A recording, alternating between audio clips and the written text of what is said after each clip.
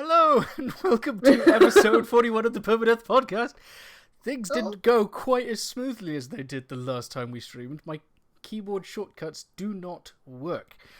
So, that's good. In theory, you could see an Abby and myself. There is no Bill, unfortunately. He got pulled Bill away. in his bloody life. He got pulled away at the last moment. Hello to everyone in the chat. We're actually very pleased to see you. Hey, Jack, Tao, Rubble, you get shout-outs. Yeah. Bill is indeed as dashing as ever. Now, Abby knows about this. I hope you don't mind me getting this out of the way now. I'm so excited for this. I'm more excited for this than I am for E3. So, since Bill isn't here, he sent us a message last night that sounded like he was either breaking up with us or dying. But no, he's just not available right now. And to make up for it, he was going to submit a little audio thing for himself. But instead, he decided to give me a script to read that I haven't seen yet. In my best American accent. Now, up until this point, I haven't decided what American accent I'm going to use. So, we'll see how this goes. I am absolutely terrified. And this is the script.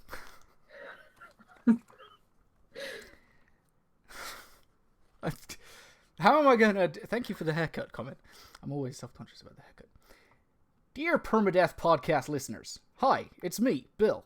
I'm not here in physical form at the moment, but through the power of technology and mankind's ingenuity, I'm speaking through Kinross's best American accent. Not my best, but whatever. For the next 1 hour, close your eyes and imagine my face as we take you on a journey that is my E3 2018 predictions. It's closer to like Irish or something. I was going to say that's a bit West Country. But first, some housekeeping. I'm sorry, Bill. I'm not doing it American now. I'm doing it West Country. God of War is a 10 out of 10 game, and its snow physics are better than matching on Tinder when someone thinks your dog and lasagna are better than you. The combat is tight and expansive and allows you to really feel like you're kicking the fargin spit out of those pesky little biscuits. The game is stuffed to the rafters with side content, all of which I found very rewarding and engaging to partake in. There are, of course, little instances of fatigue in the late game, with the game piling more side areas to discover on top of you right as the story is picking up steam, but it's a fatigue that washes away in seconds as you realise how fogging stupid it is to be upset that this game just wants to love you. The music is beautiful, the acting's sublime, and the post-game content is plenty, leaving me with loads to do on top of an already lengthy campaign. By God of War, you fopping sockheads. Celeste is a game that made me very fuddin' pigged off. Celeste's pixel art is beautiful to look at and is accentuated with a stellar soundtrack and great characters, but jeez-o-fubbin' Christ. Some of these chapters/boss fights drag on for much too long, leaving you tired of some of its more difficult mechanics, causing not the difficulty to present you the most of your deaths, but your mental fatigue.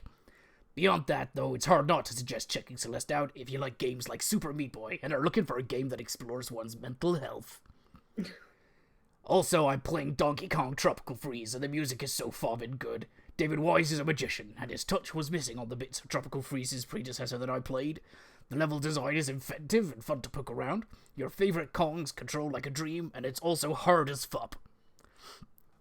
That's pretty much all I've played besides some VR stuff, which I'll talk about when I'm there in person next time. Now on to my E3 predictions. Yes. God. Please stop doing the voice if you're hurting yourself. Oh, God. EA. Sports. It's in the game. EA will start the show with a live gameplay feed of Anthem, played by 4 BioWare employees, when in actuality they will be actors who have started various yogurt ads across national cable television. They'll say things like, "Ooh, gotcha with the bullet, Buzz," and other lingo like, "Oh, dango, another twinsy out of my treasure box." And we'll see them fight a big sandworm that comes shooting up out of a sand village in the middle of this James Cameron's Avatar world. They'll tell us that we can use dialogue choices to talk them out of making us pay for loot boxes, and then give us a release window. The crowd will cheer. EA will then show us Yarny 2. What is that Yarn game called? I can Google it, but let's just say it's Yarny 2. A giant red ball of yarn will roll out on stage and it'll slowly unravel to reveal the developer of the game is inside, holding a Nintendo Switch. He will talk about how much he still loves yarn and how the Joy-Cons remind him of crochet needles. Crochet hooks, I think you'll find, Billiam. He also said Unravel at some point, which is, I'm pretty sure, the name of that game. I think it is. They will show direct footage of the game running on Nintendo Switch, followed by a release date. Here is where we will see that ball of yarn blown up by a grenade. We will likely have already seen the new Battlefield game on May 23rd, but EA is primed and ready to show you some more, baby. Get ready to drive some tanks, because this Battlefield game is also going to have tanks, and they're going to show you more of them. Get ready to be a soldier who has a parachute in case you have to jump out of planes. It's Battlefield time. We'll hear Dice's Swedish accents tell us all about blowing up small French houses. Then, as always, we will see really tall guys in hard plastic pads catch balls on the gridiron. It's Madden season, and they'll have a sequel to their Hurt Story mode, only this time you get to play as the front office for the Miami Dolphins and complete story beats by continuously making decisions that force Bill Conway to be sad. FIFA. EA will close their... just FIFA. EA will close their show by showing us they still care about single-player games. That's right, you guessed it. The show is over. Microsoft will start their show with a sizzle reel showing off the hottest stuff that is currently available on the Xbox Game Pass by leading right into a trailer for their next big exclusive that is, you guessed it, Master Chief's next experience. Halo 6 will be on Xbox One and PC, day and date on Xbox Game Pass, with a cross-platform campaign co-op and cross-platform Forge access. Phil Spencer will walk on stage with that look on his face that says, "That's right, you fuzzin' babies, it's time to," and then the lights will cut out, and you'll hear the Halo announcer say, "Gain the lead." Followed by the world reveal of Devil May Cry 5, not an exclusive, but marketing rights with Microsoft, with Xbox One enhancements such as Dante has white hair again.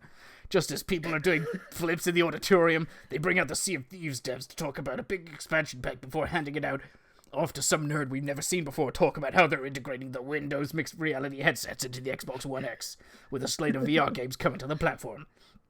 That probably won't happen, but it makes sense and be cool. Maybe next gen. But keep that prediction in there, because if it's right, I, Bill Conway, look like a genius. Besides amping up first-party exclusives, I don't have any more predictions for big stuff besides maybe more muscle guys fighting big-ass crusty alien bugs in Gears 5 and Forza. Or maybe they'll bring back Kakutuk Jojin or Kung Fu Chaos. Jesus Christ.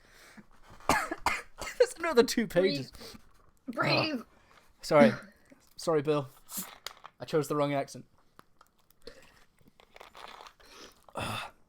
Feels like if Bill had a West Country accent or was a pirate, he would sound like you do. Bethesda. Pete Hines will come out amped the fuzz up because this year's showcase, cracking a joke about Walmart's Great White North leak before showing us detailed gameplay on Rage 2, which is said to be officially announced on May 14th. After that is over, Pete Hines will be interrupted by the sound of a screech. The lights go dim, and all throughout the auditorium the crowd can see these holographic blue sparks, almost like some sort of space saber clanking against the metal walls of Vor Arch Nemesis's apartment. Who will land on stage after performing a 30-foot dive from the rafters? Todd Howard is there. And he is showing everyone just what he can climb. Holding a weapon from Bethesda Game Studios' new open-world science fiction RPG, Todd Howard reveals that his new game is launching this year on all platforms, including the Nintendo Switch. Everyone goes absolutely insane. The excitement is quickly quelled as they cut into a trailer for The Elder Scrolls Online, causing the crowd to become quieter than the Miami Dolphins' home crowd. They'll then show off some expansions for Elder Scrolls Legends with cards like Adoring Fan and Modded Save File, before showing us the expansion DLC for Prey. Square Enix. I didn't even know Square was having a thing again until the other day. I bet they talk about Tomb Raider for a while. After all, it has a huge budget. So huge that this is the one where she finally becomes the Tomb Raider. Even though they marketed the last 2 releases as the one where Lara becomes the Tomb Raider. Maybe Square Enix's internal dev teams can finally release a game. But oh, they will. We'll get a shadow drop demo of Final Fantasy VII Remake with pre-orders opening up that day. That's all I got for Square Enix, because I know they publish a lot of stuff, and oh well, give me Sleeping Dogs back, you piz heads. Ubisoft. At the time of writing my predictions for Ubisoft, I've become very fatigued writing this letter. I did not expect to hit a wall such as this while talking about my favorite thing in the world, video games. But alas, I have. So give me 1 second while I catch myself here and try and predict Ubisoft, which, honestly, like we kind of saw a bunch of new stuff last year that still isn't out yet, so we'll see more of those. Only this year we will get a reveal of some new Assassin's Creed stuff and a new Splinter Cell. Probably. Thanks, Walmart. And maybe we'll see more of Beyond Good and Evil 2, and some of that pirate game, and like maybe some more Nintendo or Rabbids stuff. I don't know. I'm getting tired. This is all too much for me.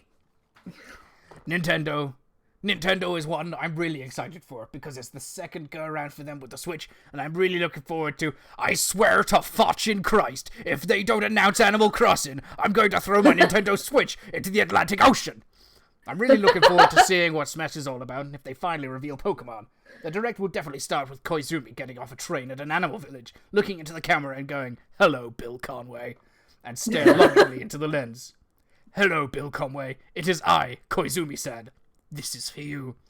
And then it's 45 straight minutes of KK Slider playing with Bruce Springsteen. Sony, I'm really very tired now. Bloodborne 2, Shadow of Destiny 2, more Shenmue footage, please. We'll finally learn Kojima hasn't really been making a game, and has just been making 3D fan art of Mads Mikkelsen for 3 years. I'm going to sleep now. Good night. Thanks for listening. Thanks for reading this, Kinross. I'll see you in the history. Bill Conway. Good job. You still have the rest of the podcast to do, though. I'm sorry. Please take over for a bit. Oh, okay. No. So yes, we're going to talk about games that we've played. We played a fair few this past month, and also E3 predictions. Ebby has a list. I'm going to wing it. So I've been prepared for this moment for a very long time. Year. Although I didn't know that Square Enix were doing a conference, and Thank you. the last one they did was really not very good. It was basically like... That was the one... Sorry, I'm getting my conferences confused. That was the one where it was pretty much only showing stuff that we'd seen in everyone else's conferences except for like twice as long, right?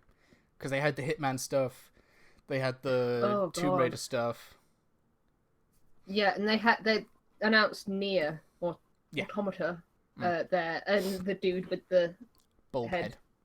What's his name, Yokotaro? He came out and everyone was like, "What the fuck is this?" And now everyone thinks he's an icon, so how times change. No, this is live right now.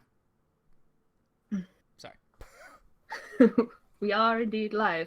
By the way, hello, X-Ray, Nebmia, and did I mention Rubble earlier? Yes, I believe so. Okay, but well, hello Rubble again. gets 2 hellos. Yeah, so are we going to talk about... Oh, the conference. Yeah. I don't know anything about it, so maybe it's good if it's pre-recorded, because every time I think about that Square Enix conference, I kind of get it confused with that infamous Konami conference from the one forever where they ago. didn't translate, or the No, where they had the... Oh god, what did they announce there? It had like this fucking the guy who was dude. super into it. So which one am I thinking of where they didn't translate the guy half the time? Was that Squeenix? It was like a business talk. Yeah, that was more of a business talk. I can't remember what it was, but yeah. I don't remember it because it was Bad. that painful. Yeah, Yokotaro came out with it, and no, fair enough. Produced a no one knew what the Nier head was about, and I was like, I think that's Nier. Anyway, games we've played. Are we going to do that first? I think we should. Should save the E3 talk, because that's probably more interesting than what I'm about to talk about for the next 7 hours of my life. Wait, sorry. I got ready for this. I got the game cases. Oh, okay. So, Abby, what have you been playing? A lot of Yakuza. 3 Yakuza A lot of games. Yakuza.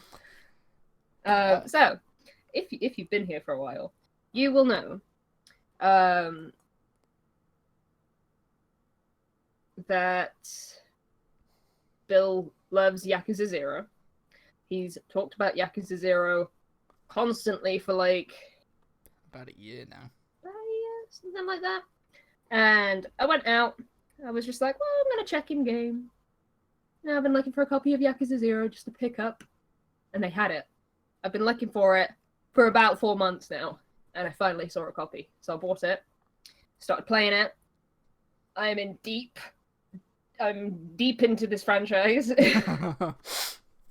I really wish that Bill was here to talk about it because, played 3 Yakuza games, as in I have started and finished 3 Yakuza games since we last recorded. So I've played Yakuza 0, Yakuza Kiwami, and Yakuza 6.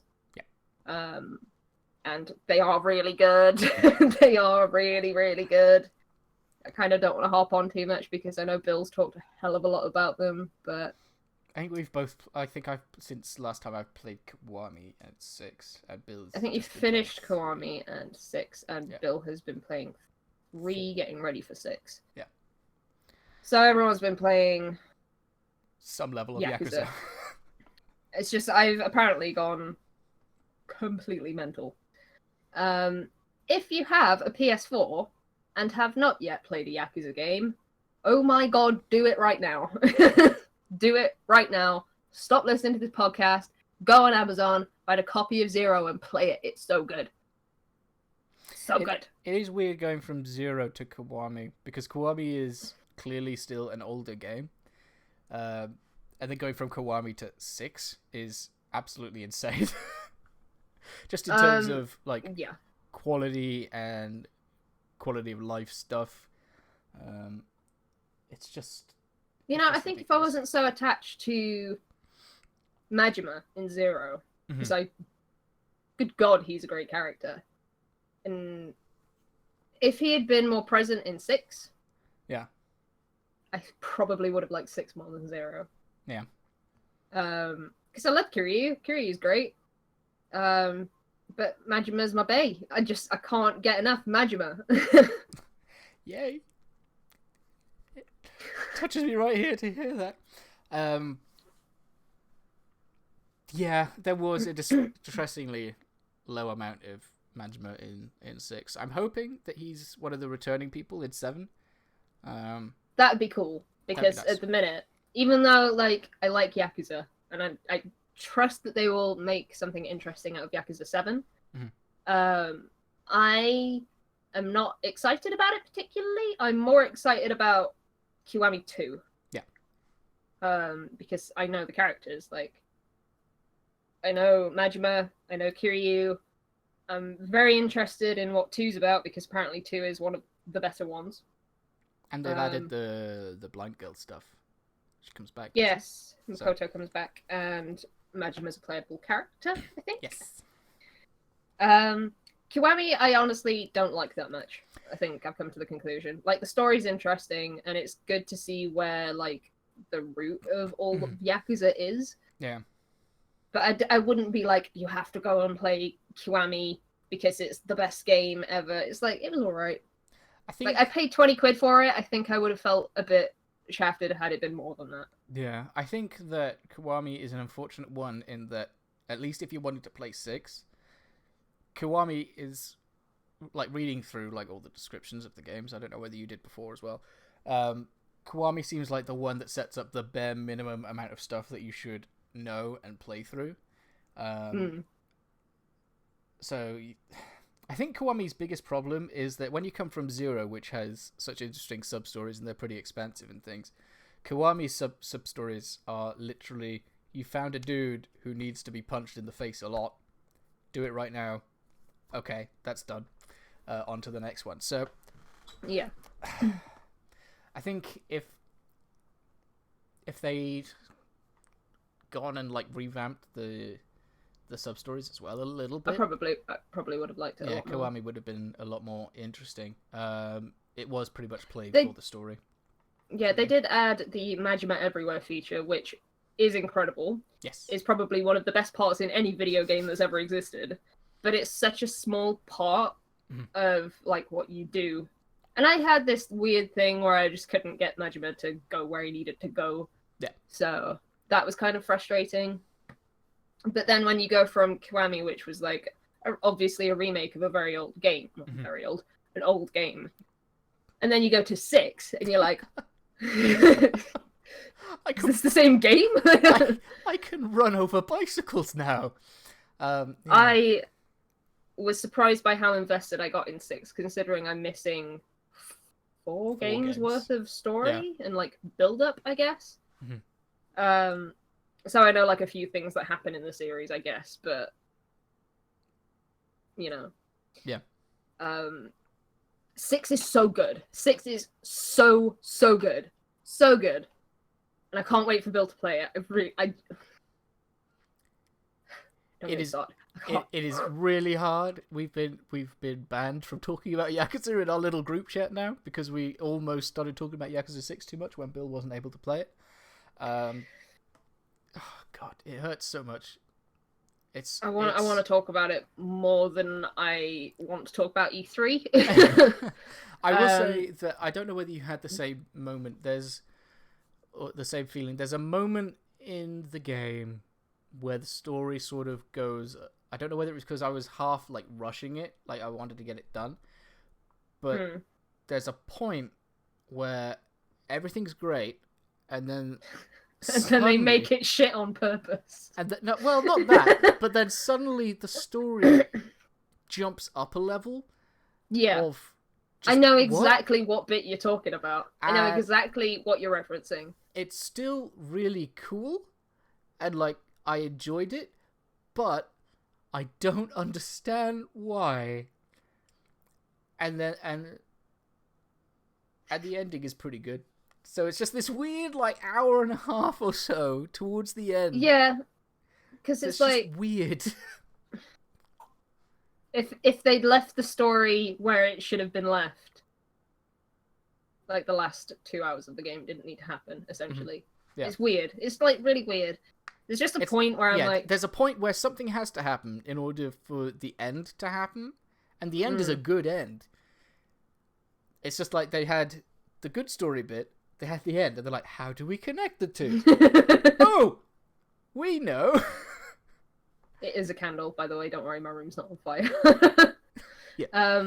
Yeah. It was just a bit bizarre, that part of the story. There's one thing I really don't like about Yakuza 6, though, and that is the Troubler feature that never stops. Never stops. I like that there's a good way to earn experience and things like that through more like fights.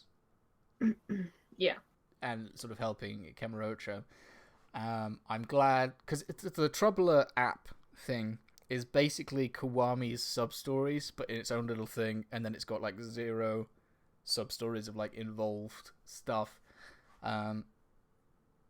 Yeah, I like the idea of it. Sometimes it does go off a little bit too much, and then sometimes it doesn't actually go off, and then you get a notification saying, oh, you failed.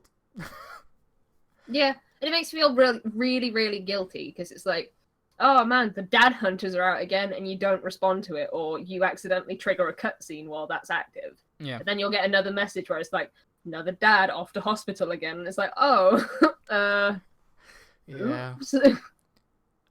It's also kind of sad going from 0 to Kiwami to 6. Something happened between Kiwami and 6 that basically turned Kamurocho into nothing but restaurants and the occasional leisure thing. There's not much. I felt like there was less to do, if that makes sense. Yeah. Like, there's still like the key things, but it feels slightly emptier. I think it's because it's missing things that were probably very 80s focused. Like, yeah, I suppose. That sort of CD telephone club. Yeah. Erotic video watching place or whatever. Like, I don't think a lot of that stuff exists in modern day Tokyo. Oh no, this time you've got the cam rooms. Did you actually do any of the cam rooms? Yes, I'm very good at it. It's basically karaoke. Yeah, it's reading the weird chat. mini game. The reading. The chat was the best part. The rest of the chat. Oh my god, it's so good. It's so good. I love it. I love that I've experienced it, but I really wish that Sega would just be like, oh, by the way, we actually are doing 3 to 5. Because I want to experience those, but there is no way under God's green earth, on God's green earth, that I am paying £100 for a physical copy of Yakuza 4. Yeah. That and having to play with a DS3 and it looking kind of jank. I watched a video of the evolution of Yakuza games. I was like, it's only 10 years old. It can't be that bad. Yakuza 1 looks awful. It looks bad. Did you ever watch any of the dub? Because Mark Hamill was... Yes, Mark Hamill Majima. was Majima, and I was like, I'm really hoping that there's no dub in Kiwami. I don't want to be that guy, but it was not a good dub. No, and Mark Hamill's a phenomenal voice actor. Yeah. But that was not good. No. You know, it's just one of those things that should definitely be left in Japanese, because... It's so Japanese again. It's such a Japanese game. Like, it's... Go and play Yakuza. Preferably 0, Kiwami, and all the stuff in between Kiwami and 6. But if you can't... I understood everything that happened in 6, but there were just a few bits that I didn't completely understand. Xenoblade 2 works in English.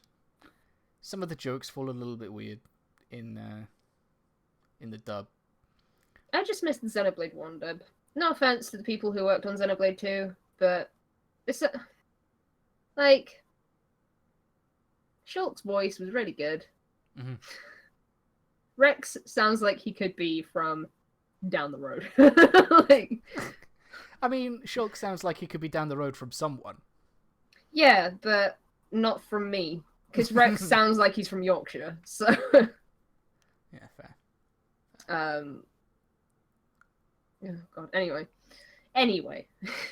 I'm going to stop talking about Yakuza. Because I want Bill to be able to listen to this, even though I probably won't. But, if he Yakuza doesn't, 6 and I did all that for him... also, Yakuza 6 is really good. Yeah. And so if you're 0 and listening to Kiwami's okay. The audio of this, and we're suddenly talking about something, sorry, we have a chat. We're still trying to get around doing both at once. We're sorry. Yeah, so I played Kiwami, I played Yakuza 6, and I've played like 2 other things since. I played a bit of God of War, played a bit of Labo, and actually no, I've been playing a little bit more. So we'll talk about God of War. Now, where are Bill's notes on God of War? Let's rip him to shreds. No, I threw it over the other side of the room. So I found that God of War had a very slow start. The story got me pretty quick, but in terms of the combat, I sucked at it super hard, and it wasn't until I found an item that basically played more to my combat style in terms of parrying and things that it suddenly got a lot more bearable and a lot more entertaining, as well as the upgrades to... Yes, I mean that of War.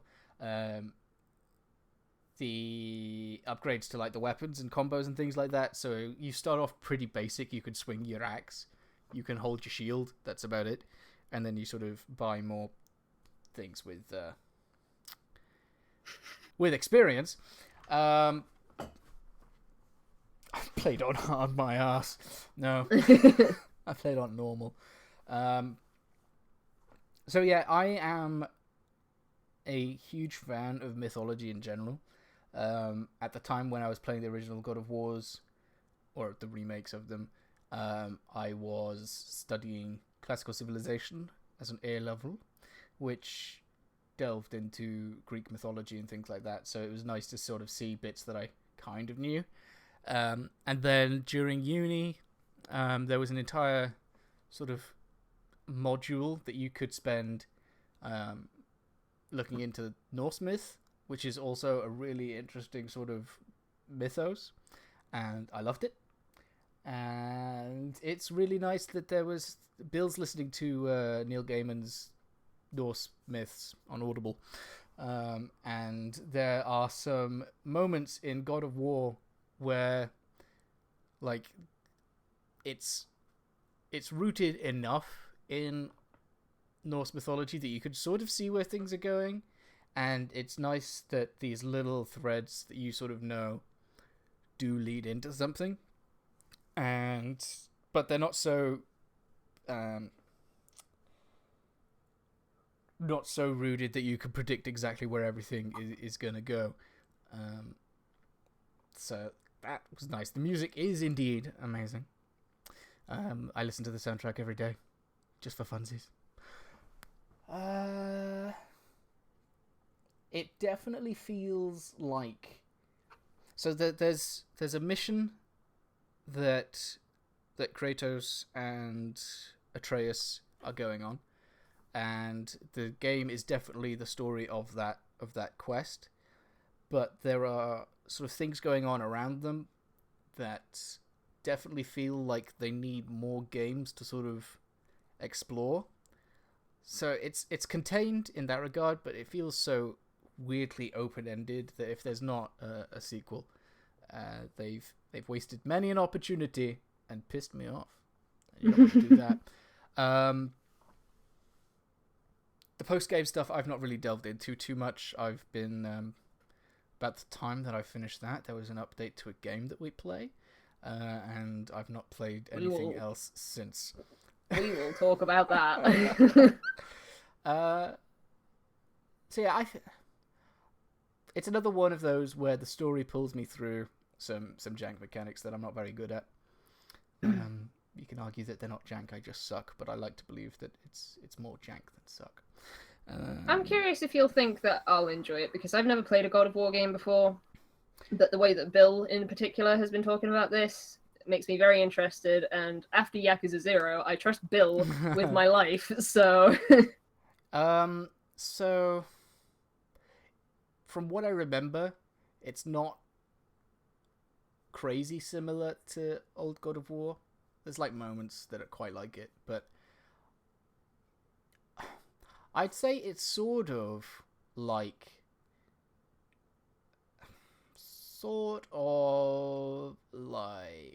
a Final Fantasy style, like 15 style combat type thing, maybe with some combos. Yes.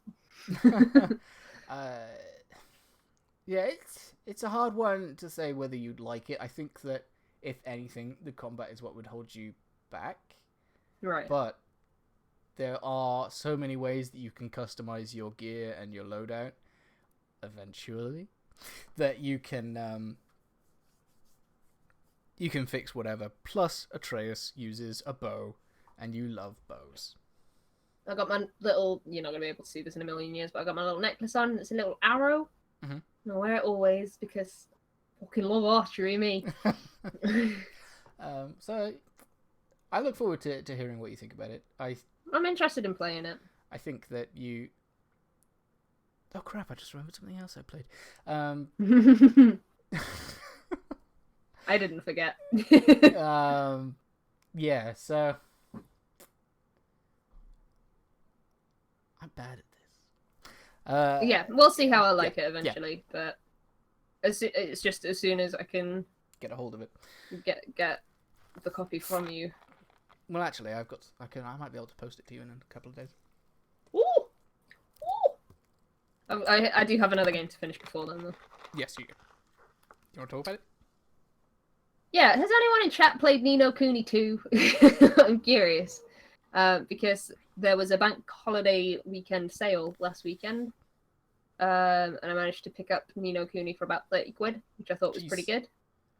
Considering I think Ni no Kuni 1 is now kind of valuable. No.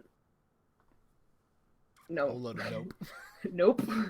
I was like, well, I'll pick it up at 30 quid because I'm like kind of interested in playing it. I played a little bit of the original on PS3. I liked what I played until I got to a certain puzzle dungeon temple where you have one joystick that controls one character and another that controls another character, and that is so disorientating. I didn't carry on. I didn't dislike the game, I just thought that was a bit jank, and I just never really had much interest in going back to it. So I bought 2. The story of that game is a little bit weird.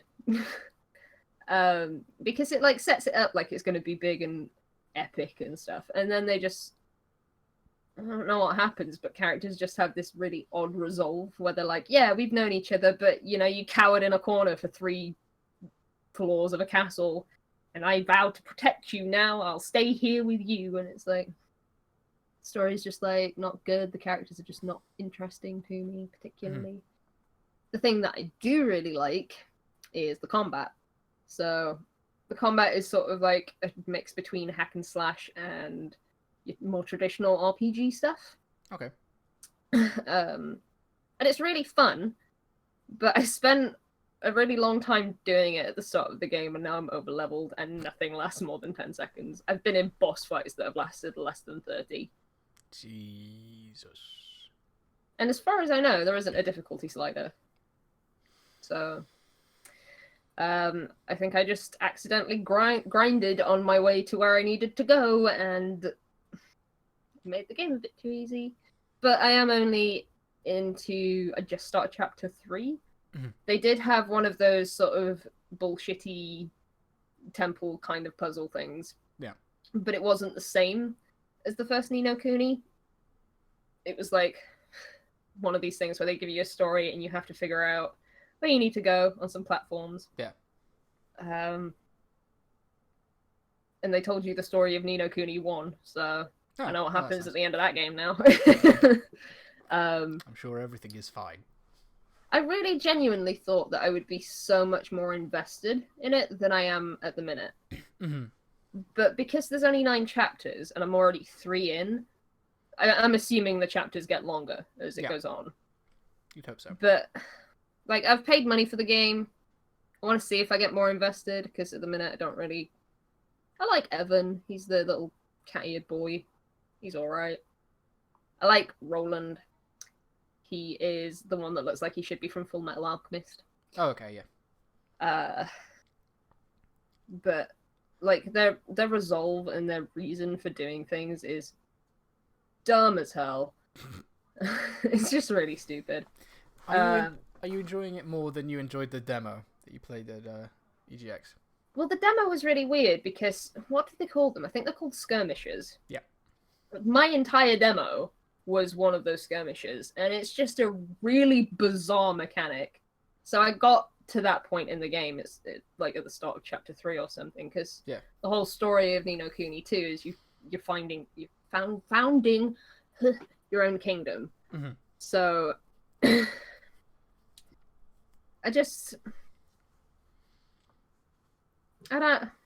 don't like that mechanic. I really don't. I just don't think it's very good. And I have no idea how to describe it apart from it's like you turn little and then you get armies and you control the armies, so they spin around you and they attack things sometimes when they're close to them. I really don't know how to describe it, but it's not fun. That part is not fun. I'm hoping that like I find more to enjoy about it, because I don't dislike it currently, but I'm not like drawn to it. I'm not thinking, oh man, I really want to play more Ni no Kuni. I'm like, I could go back to some sub-stories in Yakuza 6. Which is kind of a shame, but I do want to finish it, because... So if you're like a third of the way through chapter-wise, how long are you in time-wise? Is it about 15 hours or so? 5 hours. 5? Yeah. And that was me leaving the game running while I tried to figure out why my PS4 wasn't making sound. Oh god. The first few chapters are super fast. Really short. So I'm kind of hoping they get longer. I'm assuming they do, because I'm assuming the story is going to scale a little bit. I hope. I'm in two minds about whether like JRPG length. I know that video game length is generally a discussion, but JRPGs are stereotypically 50 to 100 hours long. Too long. Mostly 40 hours too long. So, like, a lot of people would buy a JRPG with the investment of, like, knowing that they'd get a lot of time out of it. Yeah. And, like, with Final Fantasy 15 only being 30 or so, only 30, there seems to be more and more JRPGs that are normal length, like Western RPG length. They're like story short but content long. Yes. Is how I'm gonna start describing them. There's like a ton of stuff to do, but story is like you not don't have the to do one. it. Yeah. And I don't know. Like, I approve of it because I like the idea of JRPGs, but they're too long. But whether people who are like, man, I love, what is it, Suikoden, whatever. Yeah. Like, that's a game. Final Fantasy 7, 8, 12, 10, 2, 4, whatever.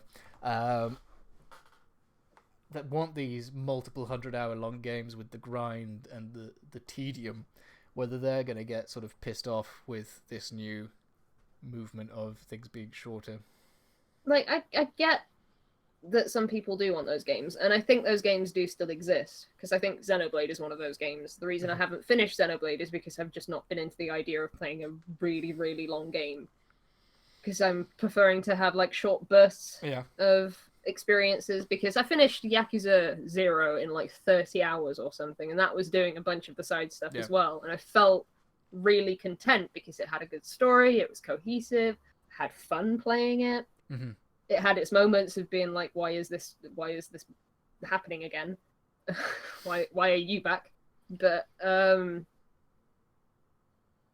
yeah, just the idea of going back to a big open world RPG hasn't really been that enticing to me. I don't know why I was like, I'll start Ni no Kuni, but I was just curious about how it was, and so far I'm not like in love with it. Yeah.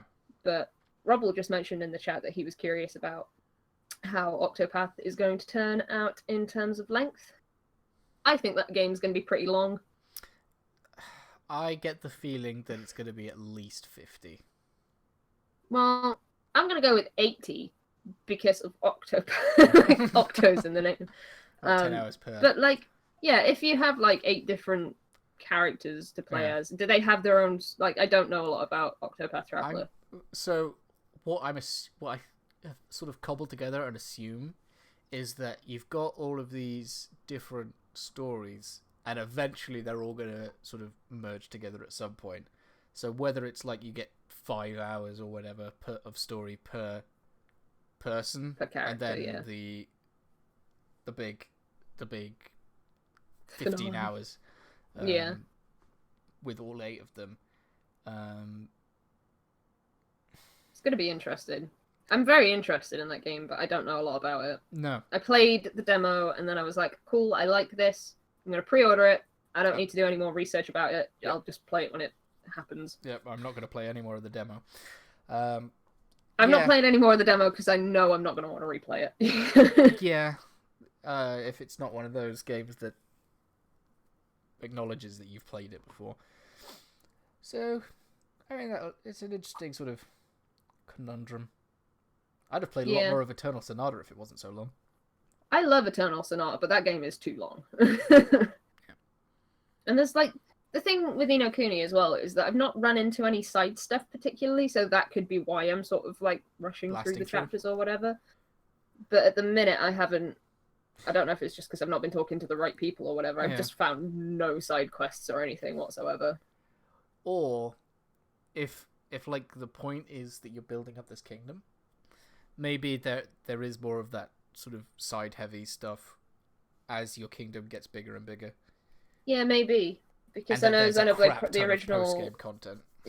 Yeah, the original Xenoblade Chronicles had like sort of that settlement or whatever it was, Camp 17. Yeah, Colony 6, where you like built that back up and then you'd get stuff for doing it. I don't think you had many quests for doing it particularly, but I don't know.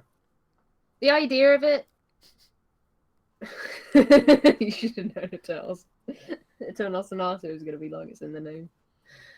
That's true. Right. Yeah, fair. I want to play that game again because I don't think it's as good as I remember it being. I don't think it is either, probably, but I like Chopin.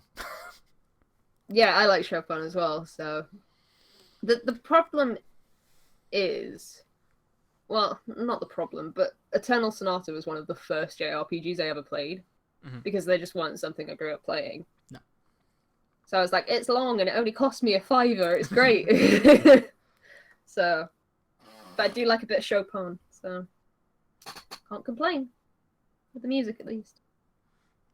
So yeah, I'll give you updates on Ni no Kuni when it happens. I might have finished it by the time we record next. So, who knows? You might finish it by the end of the week. Yeah, at this rate. For one thing getting in the way, the Stardew Valley 1.3 beta came out, and with it came multiplayer, which we have been waiting for quite some time. Some of you may know that Ebby and I joined our friend Andy and Zara, yes, thank you. Last Tuesday for a stream of the multiplayer, and we've been playing a lot on our own as well. We're at about 16 hours into our new farm, and we literally finally have a game that I've played more than Evoland. Yeah, it's Stardew but with multiplayer, which you'd think wouldn't make that big a deal, but it's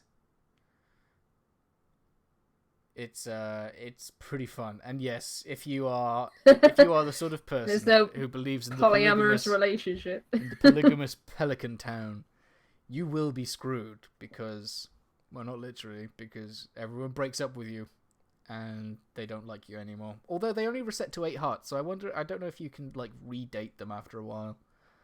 I don't know. But yeah, I'm only after my one true love.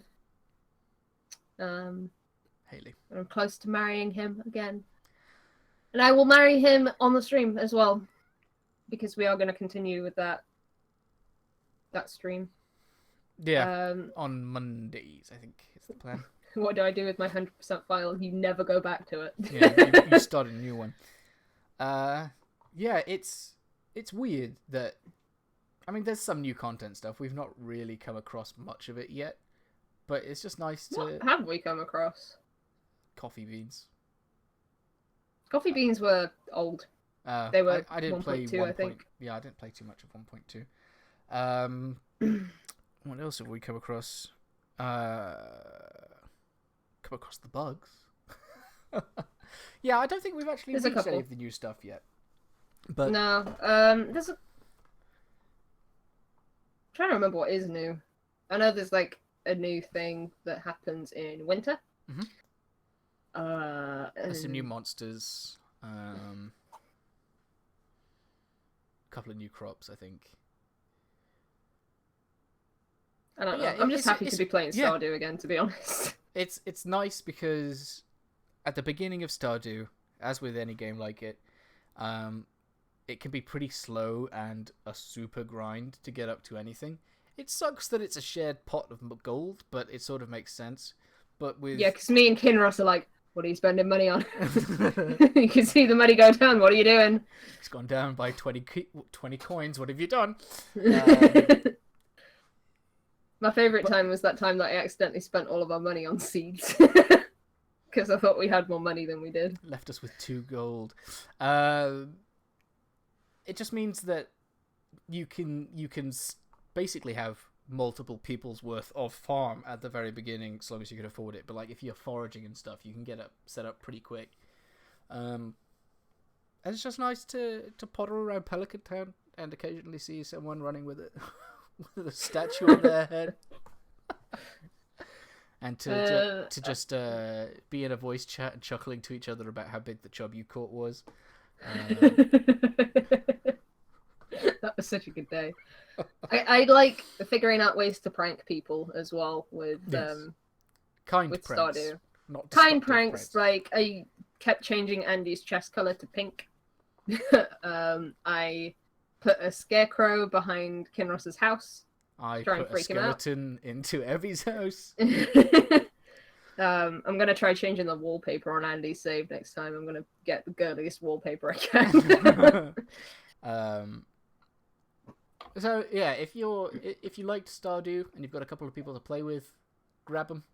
If you're kind of about playing with some of the bugs, they're a little bit weird. Nothing game breaking yet, but a few. I had one on single player that was pretty bad, and it was every time.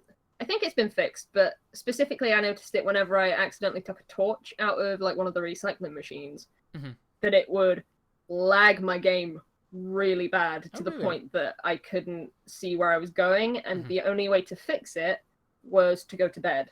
Yeah. So I'd have to like laggily go to bed. Lag over to my house and click on the door a bunch until I got inside, and then I could go to bed and like reset the day, and then that fixed it. But that's not happened to me in a bit, so fair enough. But yes, it's Stardew. It's fun. If you're interested in watching two people who played a lot of Stardew and two people who have not played a lot of Stardew all be in a stream together, Mondays at probably 7 p.m. on twitch.tv/Ryu101. I'm gonna get chickens on there. And I'm going to name them Majima. I don't think so yet, Robble. I don't think that they've added cycling through menus. I could be wrong. But the struggle that I am having with Stardew right now is that we've got Evie and my farm, Majima's farm. We've got Andy, Zara, and us on the farm, which I didn't think Andy would take as the name. And I've got my own farm on my Switch save, and I'm trying to remember every single, like, the state of relationships, the state of farms, the quests, what I'm trying to do at the time. It is pretty bad. It's hard to keep track, and there might be another farm or two starting in the next week or so. I'm like, hard. Everyone needs to buy Stardew Valley. I'm gonna play with Daya next week. Oh, are you? I wanna get Maze in on a game. I didn't get him. Well, I said we should play, and he said, what days? And I said, what days are you free? And he said, Mondays are good. And I said, let's organize a time on Monday. And then we stopped talking about it. Okay. I'll let it slide. So, yeah, Stardew Valley. It's good. Stardew Valley, so good. If you have not played it, where have you been? If you haven't played it, what a time to jump in. Grab someone who also hasn't played it and play together and explore it as a group. A+ game. I'm surprised. It came out the same year as Final Fantasy 15, I think. So it would have been my game of the year. But boy, do I like pretty boys riding around in a car. Yeah, there's no car in Stardew Valley. Just one bus and a train. Once a month. Yeah.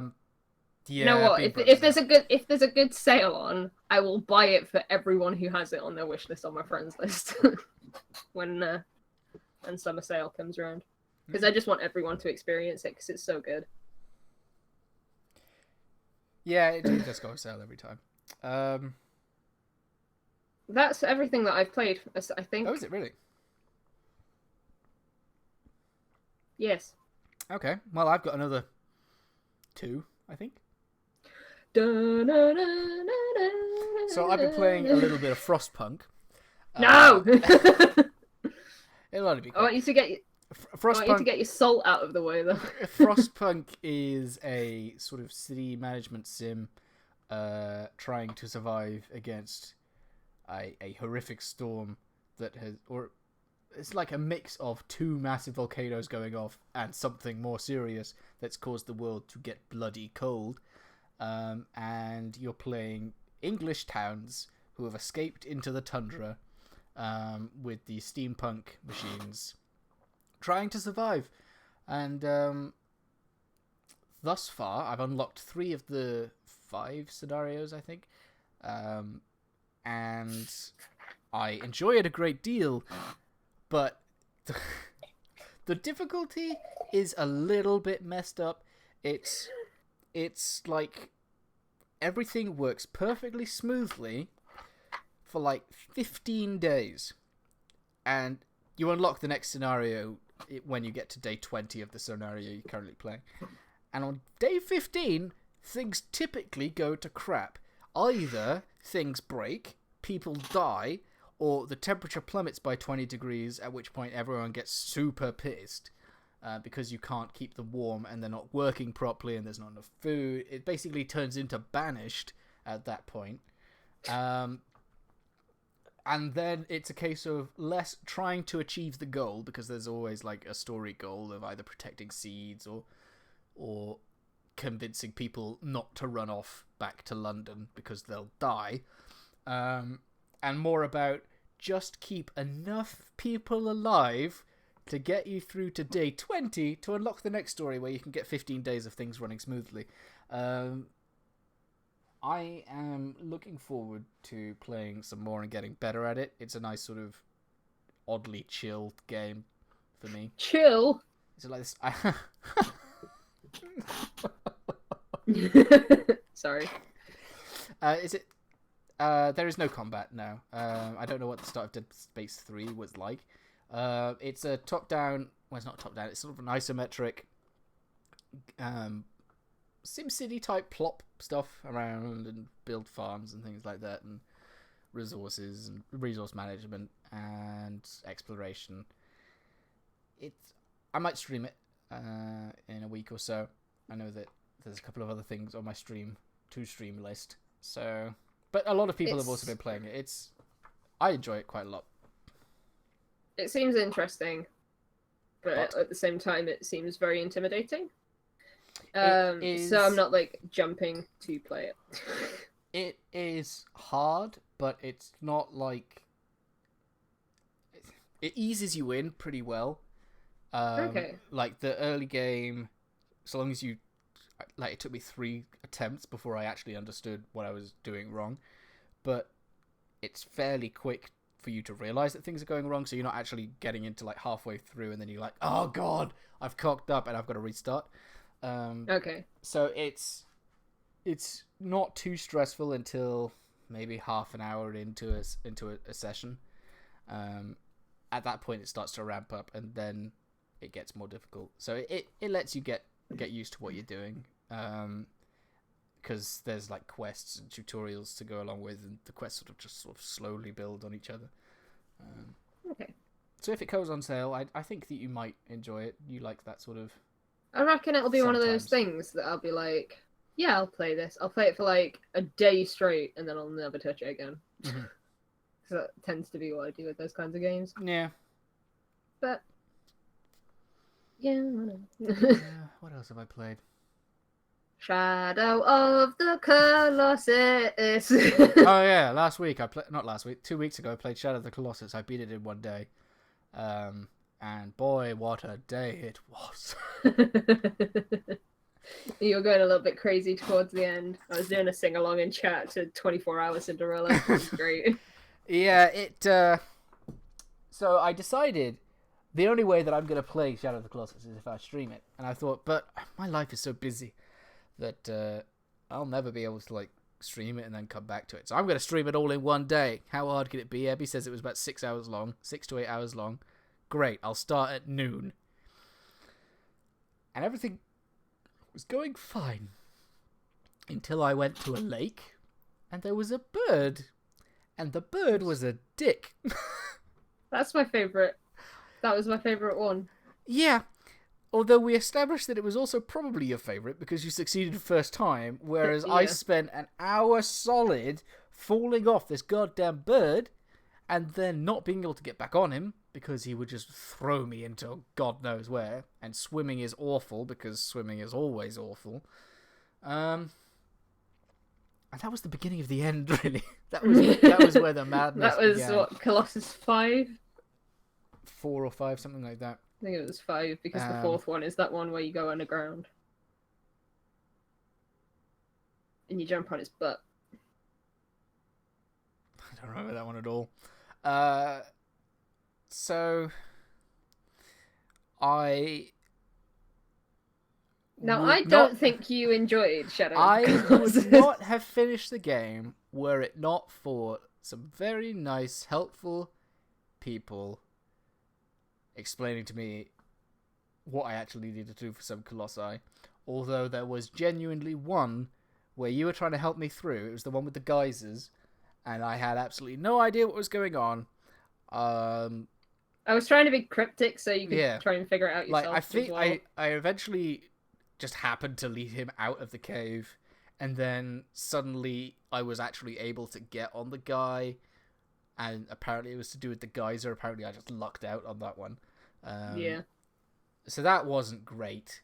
The last one, we ran into issues because, one, he shoots you to death pretty damn quickly as you're running towards him, and walk around boy moves pretty weird sometimes. Walk around boy. And that's such a good name. And then we reached a moment where we couldn't work out why a certain action wasn't triggering with his hand to get onto his back. That took the better part of 3/4 of an hour. To be fair, that was my fault for not researching it properly. But well, it was also my fault for not trying things. But there was definitely a moment, probably at about 6 o'clock, 6 hours into the stream. I don't know whereabouts I'd gotten to at that point. I might have been in the desert, on the dragon, where I had a string of things going like really quickly and really well, and I was like, yeah, this is great. And then it sort of started to slow down and get more irksome. That's the thing with Shadow of the Colossus. When you know what you're supposed to do and you can do it, it feels great. But when you don't know what you're supposed to do, it feels pretty bad. Yeah. And like I was hoping it would be sort of like Portal, where you look at this puzzle and you're like, how the hell do I work it out? And then it comes to you and you're like trying trial and error, and it eventually works, and you're like, I am a goddamn genius, and you're really satisfied with it. I didn't get that. I got it when I was instantly able to work out the problem and solve it. But the ones where I actually had to sort of sit back and try out 20 different things, I didn't feel satisfied with them. And I don't know what caused that, but it was unfortunate. But by about the last 4 hours of the stream, anyone who saw that, I'm sorry. But that was a miserable, angry time, and I genuinely... Oh, I've got a notification about Fire Emblem Heroes. Yeah, I don't know if I enjoyed the game. I think it's one of those things that I didn't think you were going to like it particularly, but I think that game definitely has high points, and I think the high points depend on the person rather than... I think the high points depend on the person and how that Colossus happens to work out at that moment. Because sometimes the game is genuinely jank. And it doesn't help the situation. Like, I think Shadow of the Colossus is one of those games that I'm like, I'm glad I played it. There are certain points that I really, really like. But the points that I don't like are so frustrating that it makes me not want to go back to the game at any point. Because I know there's like perks to playing a couple times through. Like you can go to the garden that was in the end credits or whatever. But like, I don't know that I want to do Shadow Colossus 16 ever again. Yeah, I have no interest in going back. What is I'm glad that I didn't pay for it, to be honest with you. If I'd paid for it, I would have been a little bit... He borrowed a copy off of me, he didn't Steal it. I borrowed Abby's copy. Although I suppose I could have traded it in, but I would have felt a little bit disappointed. Now, I don't know what that means for me with The Last Guardian. Yeah. Because Bill reckons you'll enjoy it because you enjoyed a fair amount of Shadow of the Colossus. And also, I will probably love Trico. Yes, and I'm genuinely curious at this point how I'd feel about it, because there were moments in Shadow of the Colossus that were cool and entertaining, but overall I think I had a less ideal experience than yourselves. Yeah, which is fine. That's fair. But I won't buy Last Guardian. I'll borrow it from someone. Yeah, eventually I'll get a copy of it and you can just borrow that. So I think that's all I've played. That means we can move on to E3 predictions. You seem like you're still thinking of games you might have played. That is the problem when I don't write down my list. I'll write it down. Yeah, I think that's it. It's just been Frostpunk. I really want to play Pillars of Eternity. Yeah. Really bad. I think I'm going to wait for the Switch version. Pillars. Yeah. 2. I haven't played Pillars 1 yet, so I'm sort of hoping that goes on sale. It probably will. Steam Summer Sale. Which I can never say properly. And then I can jump onto 2 when it comes out on Switch. Yeah. That's the dream. Unless I hate 1, in which case I won't do that. Well, that makes sense. But yeah. So, has anyone in chat got any predictions for E3 2018? Because we're about a month away now. It is just over a month. Nintendo will announce a Persona 3 remake for the Switch. Great. I mean, they've got the Shin Megami Tensei game. Oh yeah, that's true. So we haven't heard maybe. about that in a while, so... Maybe. What Persona stuff. What conference do you want to start off with talking about? Whichever you prefer.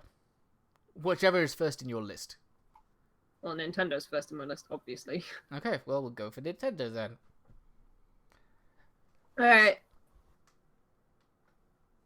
I have many predictions. Are these But predictions or hopes? Both. Hello, Ted. I've highlighted the predictions in blue and the hopes in green. Okay. So, first, the biggest thing on my list. Not going to be a surprise to anyone. Pokemon. Fire Emblem. Like, no more heroes. Oh, that actually reminds me. On May 26th, I think, Suda is making an announcement at MomoCon. And everything in me says it's probably something to do with like a Killer 7 remake. But everything within me is praying for it to be No More Heroes, either 1 and 2 or Paradise, ported to the Switch. So, please.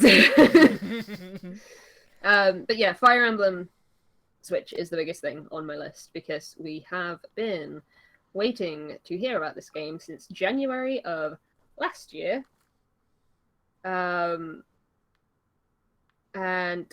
I don't even care what it is at this point. It could be a remake of Genealogy. It could be a remake of Fate. I don't think I care at this point. I just really, really want to play Fire Emblem.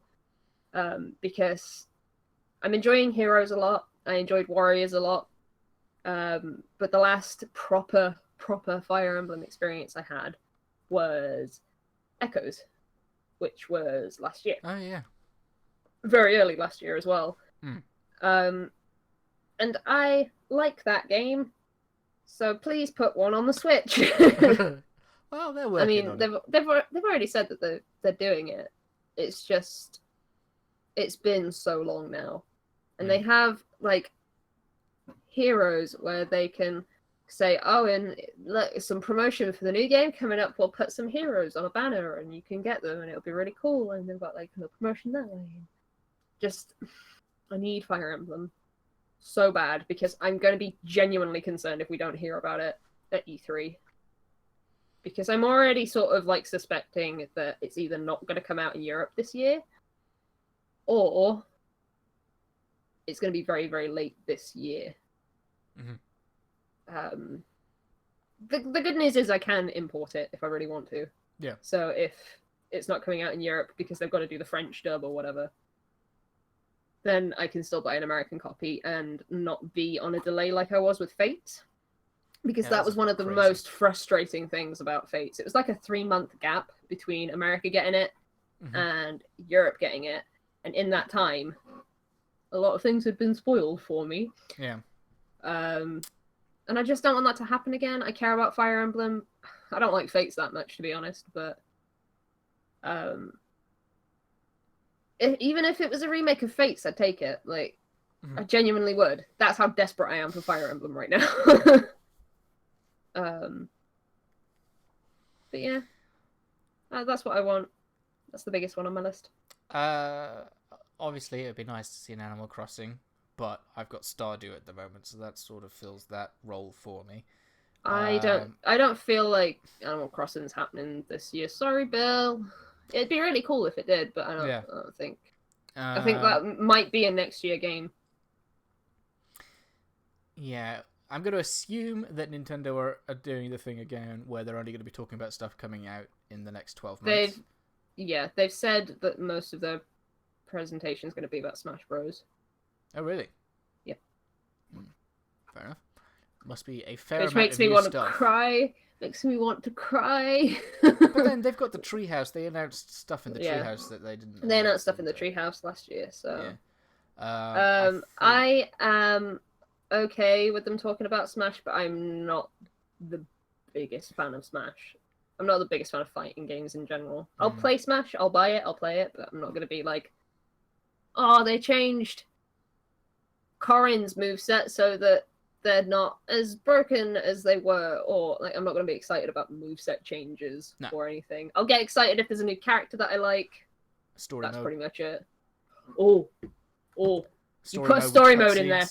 Oh, we're talking about a different game. There'll be a lot of Smash. I think that we'll maybe see. Now, wait, let's talk about Metroid Smash 4 for a second. Okay. Because what do you think Smash is? Do you think it's an enhanced port? A port? Smash 5? I think it is a new Smash. Okay. Any character predictions? I think that we will see all of the Smash 4 roster return. Maybe not Lucina. My daughter. Obviously, I think Rex and Pyra. I think Rex and Pyra probably. Whether they get switched out, for whether Shulk gets taken out and Rex gets. If Shulk gets taken out, I'm boycotting. Sorry. Characters are always hard, and the roster for 4 was ridiculous. I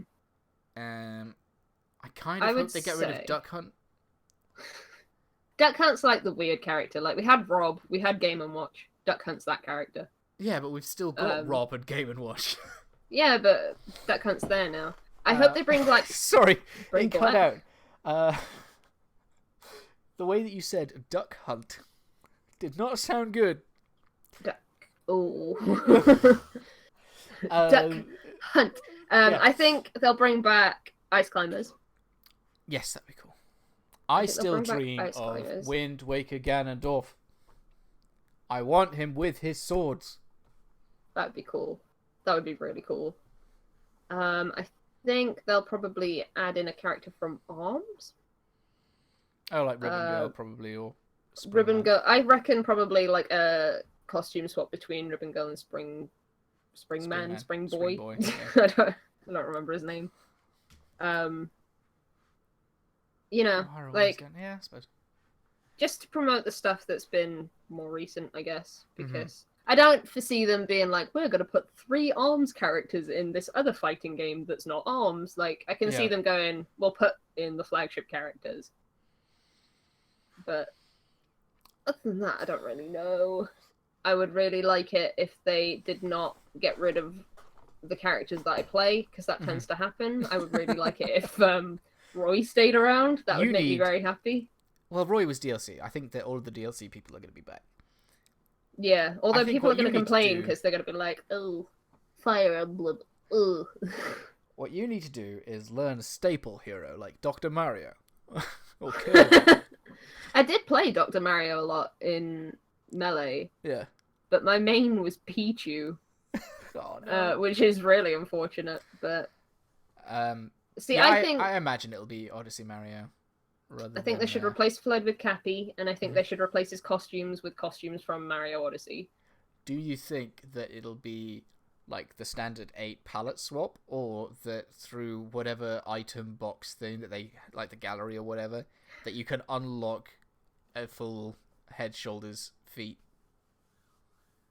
I don't know. And have a properly customizable Mario. I don't think they'll go that far. It would be really neat if they did, but I don't think they will. I don't think Snake will come back. I think Snake's done. I hope Snake's done. Because goddamn grenades. I just can't imagine Konami letting it happen. Yeah. I don't really know. Like, I don't think Snake's coming back because Smash Bros. Is not a pachinko machine, so... Yeah. But general character predictions for Smash are just impossible. I've seen some really bizarre ones. Like, people have been like, oh, Sans from Undertale. And I'm like, do not do that. I like Undertale, but good God, no. I would not be surprised if Shovel Knight showed up. Yeah, a lot of people have been like Shovel Knight and Shantae as the representation for, like, the indie games. Yeah. I'd be okay with that. Yeah, I wouldn't mind it. I haven't played either of those games, but I'd be okay with that. I mean, Shovel Knight already has an amiibo, so that works. Oh god, there's gonna be more amiibo if there's more characters. Yep. Not again. Yep. Okay. But yeah, I think they'll show off the moveset for maybe. I want to say that I think Link's moveset might have changed. I think it might. Because they made a point of showing it being Breath of the Wild Link. So why not use, like, Rivali's Gale as his up B? So that's, like... Yeah. Instead of the spirally slash. Yeah.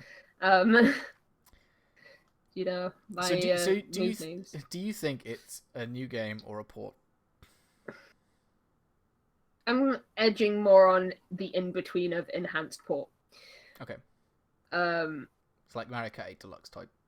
Yeah, kind of. Just with like a couple new characters. It'd be cool if they brought some of the stages from the 3DS Smash 4 onto that'd be nice. The Switch one.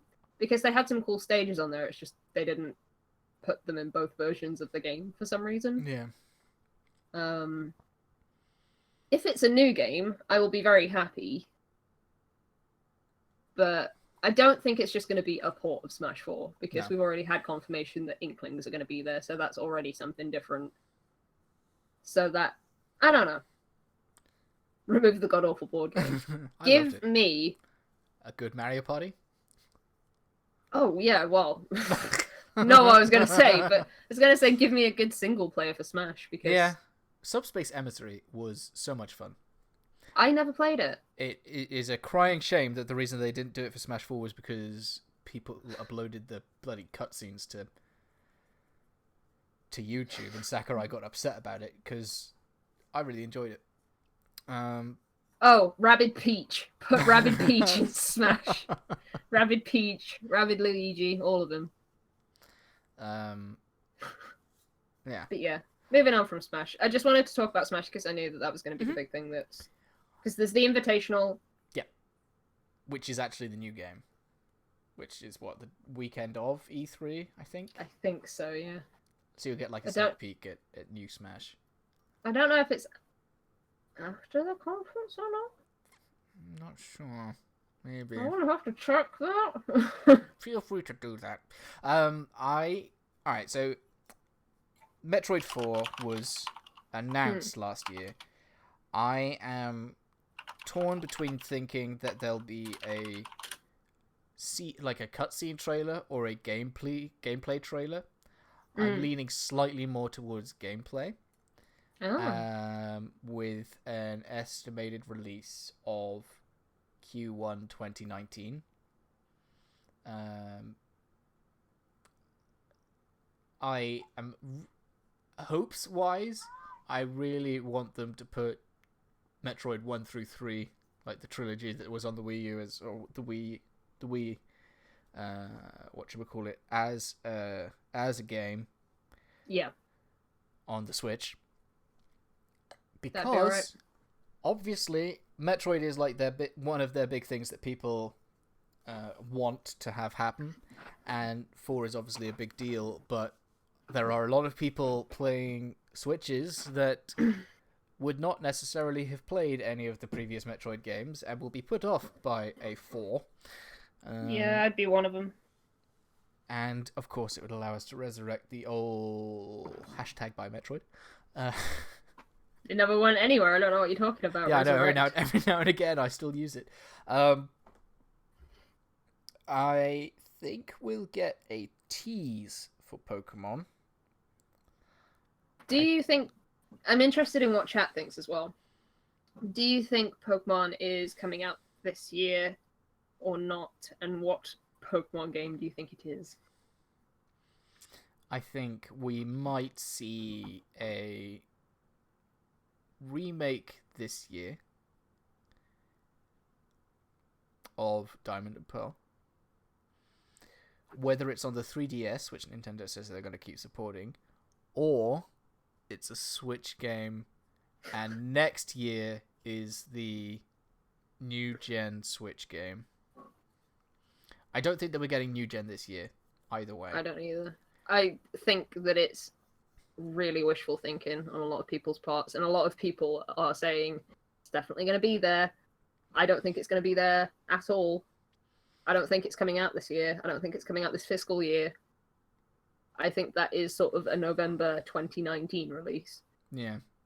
Because it's not been that long since Sun and Moon, and even Ultra Sun and Moon. Yeah, even less time since Ultra Sun and Moon, which was a new generation. So I think if they do a remake of Diamond and Pearl, we might see it this year. What do you think it'll be on? I think people are going to be so pissed off if it's on the 3DS. I think it's going to be on the 3DS, to be honest with you. I think that... People are going to go nuts if that's the case. They're going to want it to be on the 3DS because they want... Like when they released X and Y on the 3DS, and it was like a pretty big step up from the previous thing. I think that they want their first Switch game to be a big deal and not a remake. God, that was Detective Pikachu is already out, yeah. Detective Pikachu 2 on the Switch. I wouldn't necessarily be mad that there's a Diamond and Pearl Platinum remake on the 3DS. I enjoyed Diamond Platinum Pearl. I'd be slightly annoyed that I'm going to play it on my 3DS, but I'd be more pissed if there was a new generation on a console I didn't really want to be using anymore. I'd be okay with skipping out. I don't think it'll be new gen on 3DS. I think that ship has sailed. Mm-hmm. I think it's definitely new gen. It has to be on the Switch because they've already said they're planning something for the Switch. I honestly wouldn't be mad if it was Diamond and Pearl remakes. They weren't my favorite games, but it just means we're getting just that little step closer towards Black and White remakes, which are my favorite generation of Pokemon. Mm-hmm. Pokemon games are not favorite generation of Pokemon, but I think I'm the only person in the world that is just super not bothered about what happens with Pokemon this year, because I played Moon and I thought it was alright, but I have had zero interest in Pokemon ever since, pretty much. And it sucks because Pokemon's one of my childhood franchises, but it's just something about Moon just seemed really twee and childish to me, and I don't know. I don't know why. Yeah. I don't know. I'm trying to think what other stuff I'd expect. I would. I can go on some of my stuff if you want. Okay, yeah. Well, I have a think. Announcement of a new Mario Party by ND Cube that will inevitably disappoint everyone, forcing me to wonder why ND Cube still exist.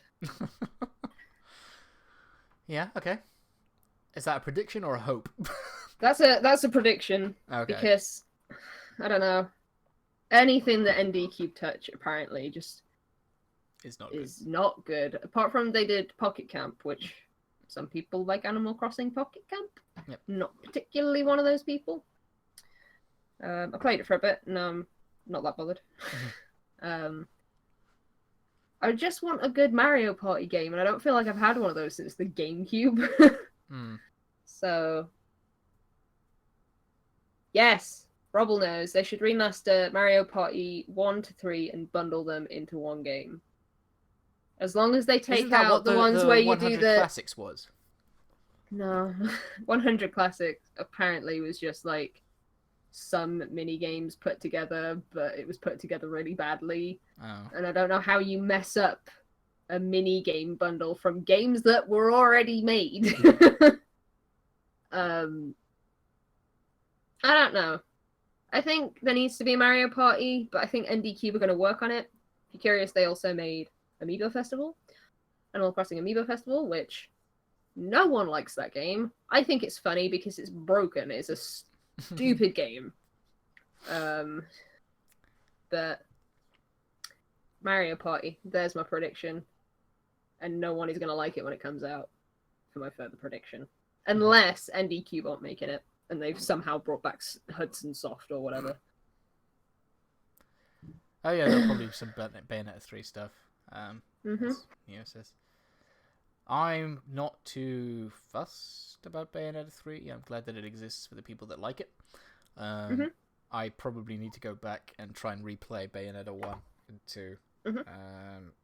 It's definitely one of those combat-esque games that I need to just sort of grin and grit my teeth and get on with. I hope that there will be a new Super Mario Maker. Yes. That's something that they wouldn't need to spend too much time talking about either, because they'd just be like, it's Mario Maker, this is how you control it. You take the Switch out of the dock and you can use the touchscreen. Yep. Coming out in September 20... That would be a great game to launch with the online service, actually. Yeah. I wouldn't play it, but I'd be happy for people who really did like it, because... Captain Toad! Captain Toad! Yes! I've got loads of predictions, actually, for... Feel free. Well, another prediction... Final Fantasy 15 Pocket Edition. I have not quite Yarn Yoshi. Yeah. The like a craft one. felt Yoshi. Yeah. That has to come out this year. The Untitled Yoshi game. Yep. I don't know that I'll be like excited about it though, to be honest, because I tried playing Yoshi's Woolly World and I was like, oh, this is a 2D platformer. Okay. So I don't know that I'd be like super interested in it, but I feel like that has to come out this year. So yeah, I love Yoshi. Another prediction I have is whatever the heck Retro Studio is working on, because they've been working on a new IP for like 4 or 5 years now. I don't know who they are, unfortunately. They are the studio that did Tropical Freeze. Oh, okay. Before that, they did Metroid Prime 1 to 3. They are not working on 4. So they have been working on something for a while. We've known about it for a while. It's just we don't know what it is. So if that got mentioned, that would be neat, because then it'd just be like an air of mystery gone. And I don't like not knowing things. Yeah. Which is weird, because I like knowing things, but not too far in advance. Yeah. It's weird. And then I've got... Take notes, Squeenix. Yeah. And then I've just got a lot of hopes and wishes. So, Pikmin 4. Okay. I can see them making a new... Didn't he say that they were making a new... Miyamoto said that they were working on They said it was nearly finished like 3 years ago. And then the Switch happened, so maybe you never know. And then the maybe Switch they're just happened, polishing. I loved Pikmin 3. I really enjoyed Pikmin 3. The Pikmin did not love Ebby playing Pikmin 3. I killed Never all forget of them. the massacre I killed of 200 Pikmin. Yeah. I just enjoy Pikmin because it's kind of chill, but it's got like strategy and I don't know, elements that make me feel smart. Yeah. I don't have anything else to say about Pikmin. It would be cool if it happened. Yep. The Wind Waker / Twilight Princess HD ports. I know we do not need more ports, but if I could, honestly, if you take the Wind Waker HD and Tokyo Mirage Sessions and put them on the Switch, I have no need at all for my Wii U.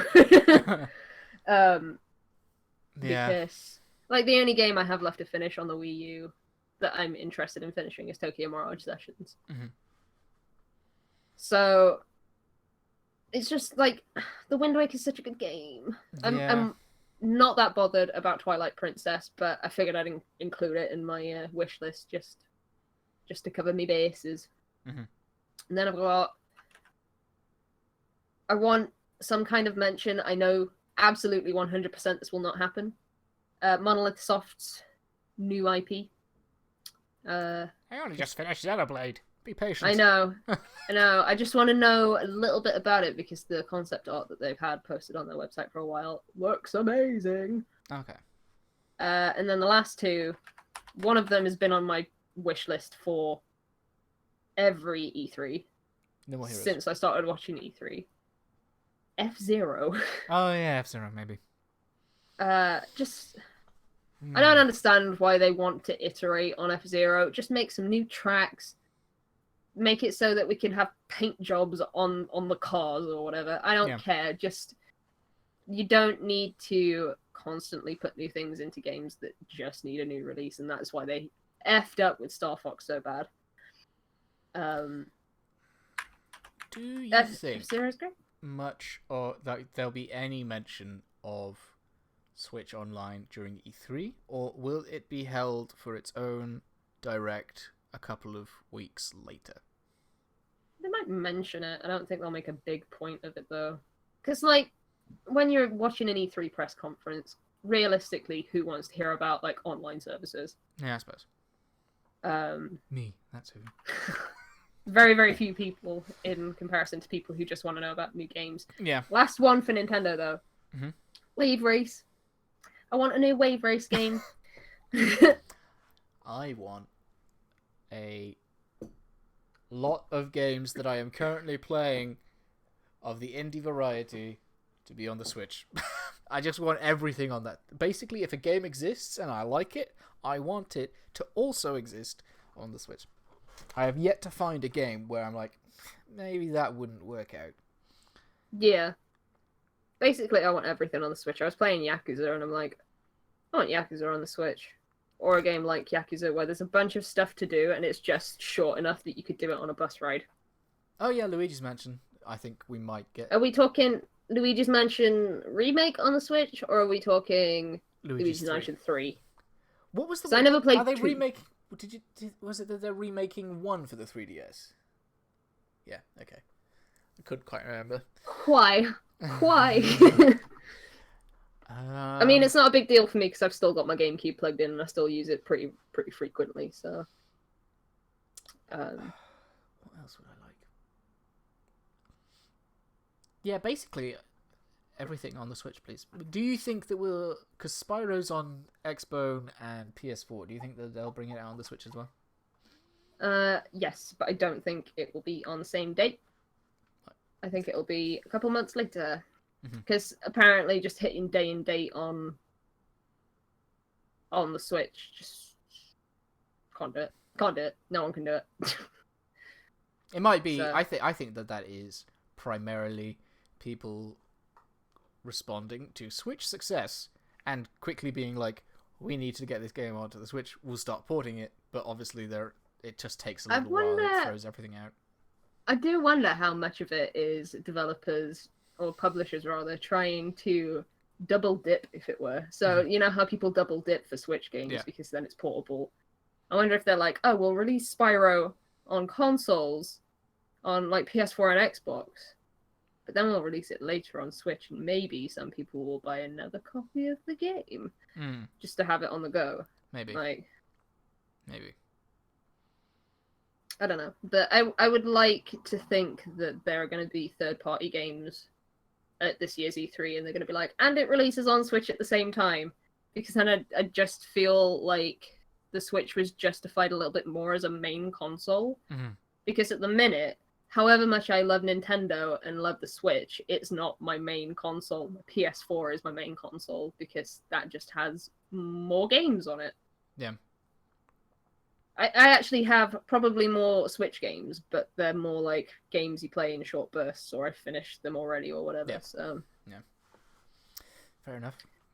I don't think I've got anything other guesses. Wave Race. I don't know why I want a new Wave Race. I'm just like, I saw someone playing Wave Race 64, and I loved that game. And I was talking to my dad, and he was like, "If they ever release a Wave Race game, buy it," because he was like a huge fan of Wave Race. So yeah. Fair enough. Who is your next? My next one is Sony, but a lot of this doesn't really matter because Square Enix have got their own conference. Oh, well, I mean, I don't have like a ton of. Well, Sony have already said what they're talking about. The new Sucker Punch game that I don't remember the name of. Ghost of something. It looks awesome. Not Shanghai, Tsukiden or something. Like a Japanese place. Yeah. It looks awesome. I'm excited to see something about that. They've said Spider-Man. I could not care less about Spider-Man personally. They have said The Last of Us Part 2. And Death Stranding, I'm sure. Death Stranding. What happened to Days Gone then? Isn't Days Gone Xbox? No, I think it's PS4. Is it? Days Oh no, it's Xbox Gone. is State of Decay 2. Yeah, I would have expected Days Gone to... That game got... Oh, it's coming out next year. Oh, okay. So I guess we'll see more of that at PSX. Probably. Well, there goes one of my predictions, because they've already basically said they're not going to talk about it. I mean, is that what they're focusing on, and there's going to be like a couple of little bits here and there, or... Because I imagine there'll be some Destiny stuff. I think they're mainly focusing on those 4, and then it's just like... Because they're like exclusives. Mm-hmm. So then the rest is going to be third party, I guess. Yep. I don't know. I could do without them talking about Spider-Man for another year, to be honest. Well, if it comes out this year, it'll be the last they talk about it. Thank God. Yeah, but one of the things I actually really wanted to hear about, and now I'm not entirely convinced that it's going to happen, is Lost Soul Aside, which is an indie game from a Chinese developer, I think. And it looks incredible for an indie game. So, as far as I know, it's sort of like inspired by Final Fantasy XV's art direction. And I don't entirely know. So it's just pretty boys. What a lot of the game. Well, there's no card, but there are pretty boys. I'm just like curious about seeing more of Lost Soul Aside, and I think if they marketed it right, like they showed it off at E3 and PSX and whatever, that it would do really, really well. Yeah. Check out the trailer on PlayStation's YouTube. Okay, I will. But that was like my major wish Mm-hmm. for Sony, because like I've not had a PlayStation before. I'm not particularly heavily invested in many of their franchises, so I've never played I've never played a Naughty Dog game, so maybe I should like get on that. that. I am going to have to.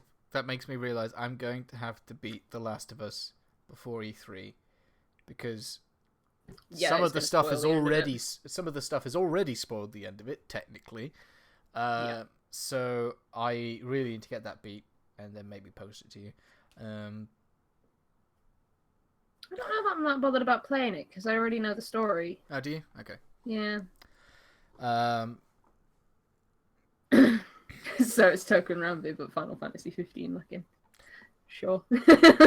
I think that you would enjoy Uncharted 2 and 4. But 1 and 3... It's like Kingdom Hearts. I got to plug through the first one to get to the good stuff. Well, they're not as long as bloody Kingdom Hearts. The only all of them are enjoyable. It's just that some of the some of the controls and gameplay is a little bit. Yeah. I don't really have any sort of expectations for Sony other than maybe some Destiny Comet stuff. Maybe we'll see some more Kingdom Hearts, but maybe that'll be an Xbox thing. Originally on my list, because I made this list a little bit ago, I put Kingdom Hearts and a release date, and I predicted the release date to be November of this year. Okay. And then I put Final Fantasy VII Remake footage, but then they announced that they'd basically thrown everything away. Yeah. So I'm not hopeful about seeing Final Fantasy VII Remake, which is really frustrating because I want to know more about it. And it's been like 4 years now since they announced that game. Well, they announced it at Shenmue time, didn't they? Yes, because it was it was Last Guardian, Final Fantasy VII Remake, and Shenmue 3 all at once. But yeah, they announced that forever ago, and we still haven't really seen much of it. And Square Enix have this awful way of marketing their games where they announce them far too early. Like we're talking decades too early. We're talking a really long time. Because it just makes people more frustrated when the thing comes out and it's not what they thought it was going to be. So I guarantee there are going to be some people who are like, Kingdom Hearts 3 is shit, and we waited a decade for this, and it's shit because they fucked it up, and it's terrible. But yeah. I imagine if they're going to talk about Kingdom Hearts 3, that'll probably be at the Square Enix stuff now. Yeah. Because the Kingdom Hearts 3 has to come out this year. It has to come out this year. I imagine it's going to have a... I think it's going to be May next year. I think we've got another 12 months. I think that Square Enix are going to put a cap on development time, like they did with Final Fantasy 15, where they said the game has to come out this year, and it was around a decade after they announced it. So, a decade. That's more than a third of my life. Yeah. But I genuinely do not think that they can wait much longer on Kingdom Hearts 3 coming out. I think they've already said that it's coming out this year. I'll believe it when I see it. We'll see. We'll see. I'm not going to make any crazy bets because it cost me bloody fortune last time. I won't. But yeah, I don't have anything for Sony particularly. No, that's about it for me. I imagine we'll see some Spyro. That's about it. Spyro, Last of Us. That's all I'd really expect. Yeah, well, they've already... Yeah. I don't like that they're announcing in advance what they're going to talk about, because it's like, oh, guess I won't get surprised then. Yeah, I'm not interested in any of these things. Right, so here's the question. Death Stranding, is it gameplay or is it just Norman Reedus?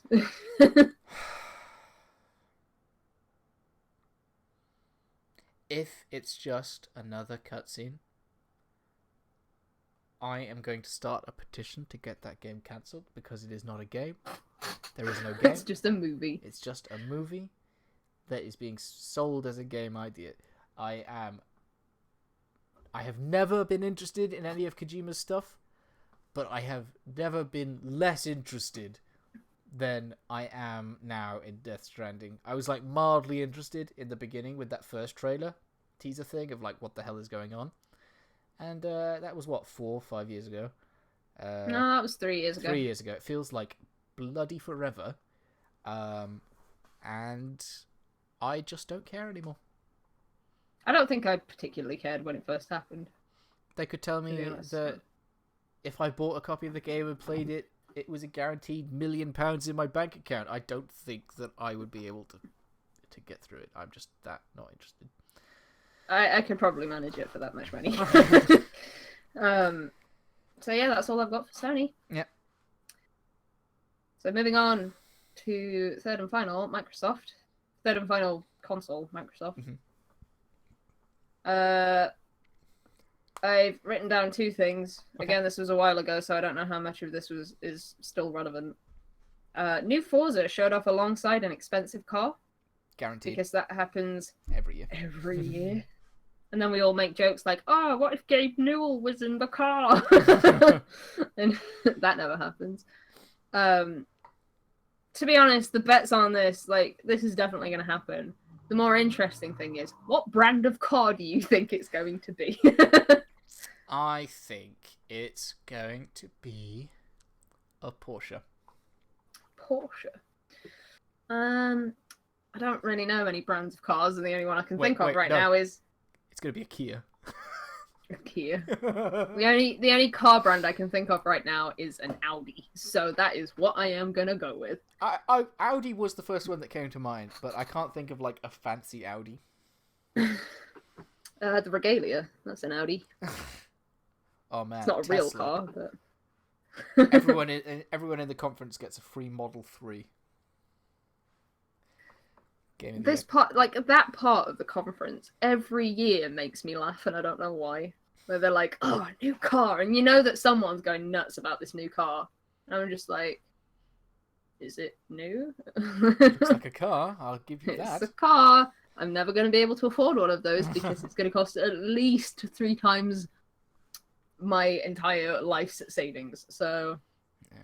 And then the other thing I wrote down was, everyone is talking about a new Fable. And I can safely say that I do not want this because the Fable games have never been good. So... does Lionhead still exist?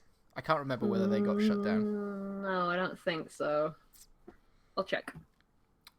Because if Lionhead doesn't exist, then maybe a Fable game can be good, because it means that Peter Molyneux is 22 cans now, so there is the potential. Aside from the fact that they shut down in 2016. Yeah, they cobbled together Fable Legends or whatever it was, the Kinect game, and then the that got cancelled, didn't it? Well, there was the Kinect Fable the Journey.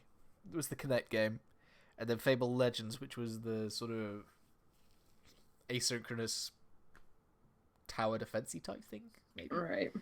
Was the one that was cancelled. I think that they might be able to make a reasonable Fable game. I hate Fable games. I've never enjoyed them.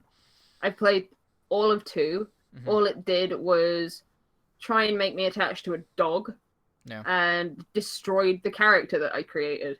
Yeah. So it was like, oh, your character was in prison for 10 years, so now they don't have hair and they've got lightning all over their face. And I'm like, oh, okay. Because, like, the more you use magic, the more, like, scarred you become or whatever. And it's like, it's such a... I hate it. I really don't think it's a good game. I bought Fable 3 with the intent to play it and never did. So, luckily, I did spend £2 on Fable 2, so it wasn't like a big loss. But I just don't think it's a good game. Like Bill, I think that we'll see some Halo 6. And I am genuinely interested to see how Halo 6 turns out. I imagine it'll be a Sea of Thieves scenario where it's Game Pass simultaneous release. And I hope that it's good.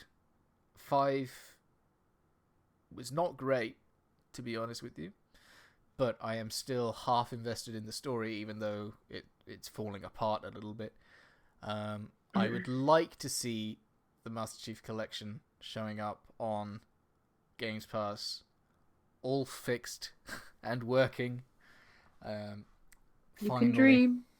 It's from what I hear, it is almost okay. Almost good. Okay. They have been working on it pretty tirelessly. When did that game come out? Like 4 years ago? It came out at Xbox One launch, I think. Oh my god! Sort of time. It was a launch window game, I think.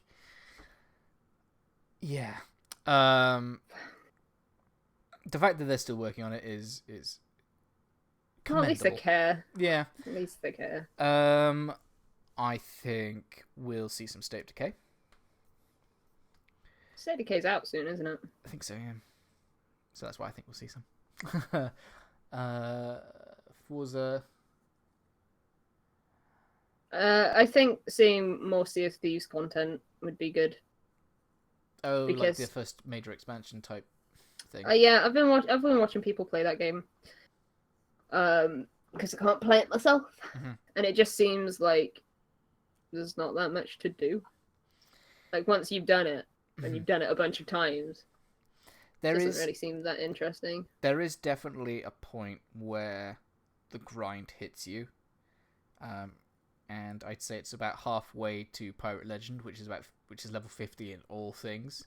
At that point, right, it seems to become like a massive grind that you're just looking for ways to try and cheese the system to make it a little bit more bearable. Yeah, I watched our friend Dyer grind out merchant quests before they patched the bug for it. Yeah. And I fell asleep watching that stream, woke up 8 hours later, and they were doing the same thing. It is a fun game. It's sort of like Stardew, of just like chill and hang out with people. It's just that the game does not grab me quite as much. I am glad that I played it for free. Yeah. I would genuinely consider, depending on what the expansion content turns out to be, I might actually pay for Game Pass to try it out. I would still not necessarily buy the game. I think we'll probably see a Gears game of some description. Yeah, well, that's already been leaked, so it's very okay. possible. Yeah, Gears of War 5. Yeah. Again, I'm not a big fan of a lot of first-party Microsoft stuff, to be honest. It's just they had a lot of cool third-party stuff last gen. So yeah, I think I'm mostly just in it for the Halo at this point. Yeah, Halo's never been like my favorite. I played Reach. Yeah. Don't really like it that much. I think it's alright. Yeah, it's about right.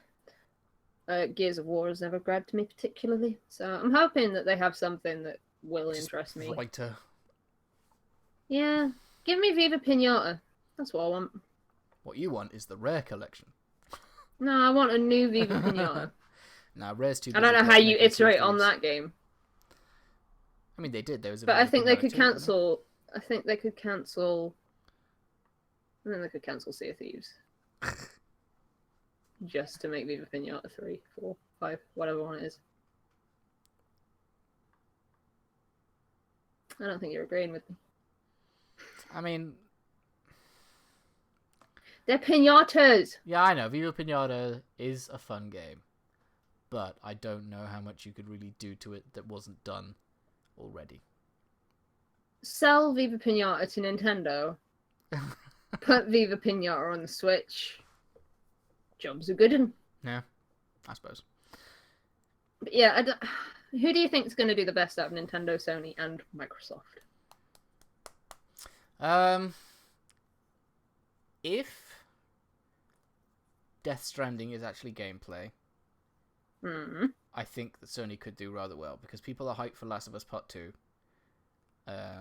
People are hyped for Spider-Man. I don't really give a damn either. And so if they don't have the downer of just another HD video of Mads Mikkelsen's face with paint on it, I think they could do rather well. I will always be biased, though, and say that Nintendo will invariably have the most fun-looking things. Yeah. I'm a little bit sad to hear that they're going to be focusing on Smash, but I accepted it when they said that they were going to be mostly talking. They were only going to be talking about Zelda that one year. I still think, though, that even if they're mostly talking about Smash, there will still be a lot of stuff thrown at the wall, either during the conference / direct or during the Treehouse. Yeah. I think they've got a lot of potential. The thing is, we know what Sony's going to be talking about. Yeah. We have a good idea about what Microsoft's going to be talking about, because a lot of it was leaked. But Nintendo, there's just anomaly. Like, we don't know. Literally anything could happen. Yeah, they could say, right, what's happening this year is Smash Bros. Yes. Animal Crossing, yes. Metroid, yes. Pokemon, yes. And then obviously they would win. But the likelihood of that happening is just not very high. No. But they could do it because no one really has any idea. So, who do you think will show off more of Anthem? Aside from EA, obviously. Because they normally like EA and Ubisoft tend to like divvy up their stuff. Like Sony got Assassin's Creed Xbox got Assassin's Creed last year, didn't they? Because they had that awful. We're going to point the camera at the TV as we're playing on an Xbox One outside. Yeah, I remember that. It's like an LP when you can't afford the capture card. Yeah. I don't know. I think Anthem seems like more of an Xbox game to me, and I don't know why. I think it's because Anthem is being made as the counterpoint to Destiny. It sort of makes sense that it would really suck for Microsoft if PlayStation got the advertising exclusive stuff for Destiny and Anthem. And Anthem, yeah. So I think that Anthem is going to be pushed more on the Xbone. Yeah, I kind of hope it is because competition's good. Mm-hmm. And even though they've sold a lot of units, I don't think Microsoft are pushing this gen as far as they could. No. Yeah, it's. I don't know who I think is going to win particularly. I'd like it to be Nintendo, but that's me. So. I think that Xbox could do very well if they announced a crap ton of stuff coming to Games Pass and backwards compatibility and all that stuff. I think like if they were to say that like Halo 1 through 6 was playable on PC people would absolutely lose their mind because they've been wanting that since Halo 2. Yeah. I think with Microsoft, I feel like I've been burnt a lot. Yeah, I think that because they just had press conference after press conference after press conference that have just been not very good, and it sucks because I actually like Phil Spencer because I want to be like, yeah, Phil, you did a good job, but every year I just feel like they didn't do a good job. Yeah. So I don't know. I want them to do well because I don't like the idea of being like Microsoft are suck. They all suck this year, this generation, because they killed it last generation. Mm-hmm. Oh, Crackdown. They'll probably mention Crackdown. Oh, yeah. Again, it's just a bunch of first-party stuff that I don't particularly care about, so that's just me. I think the third-party thing, like last gen, the third-party thing happened because the PS3 was such a bitch to code for. And it was so expensive. So everyone went for the 360. I think that the third parties this gen are PS4, Switch. Yeah. Sorry, Phil. Next on the list, Ubisoft. I don't have a freaking idea about what their big game is going to be. Because they always have that one big game that they announce at the end of the conference. I think they'll show off Beyond Good and Evil 2 a little bit, and I think everyone's going to be massively disappointed with how it looks. Because I think it's going to look like a Ubisoft game. Yeah. Do you think they've gone back to yearly Assassin's Creed? I don't know. I hope no, because I do feel like the year that they didn't have much Assassin's Creed stuff to show off, it was a bit more interesting. Yeah. And the Assassin's Creed ended up better for it, so that helps. Yeah. Like, I don't feel like Assassin's Creed is a game we need every year. No. There's only so much. Like, I kind of get it with Call of Duty and FIFA and stuff, because those are appealing to a much more casual market than, like, hardcore gamers that... Like, I don't foresee a lot of casual gamers playing Assassin's Creed particularly. I just like the idea of calling COD and FIFA players casuals. Well, you know what I mean. Yeah, I know what you mean. Like, but filthy casuals. More well-known yeah. in the wider market. Yeah.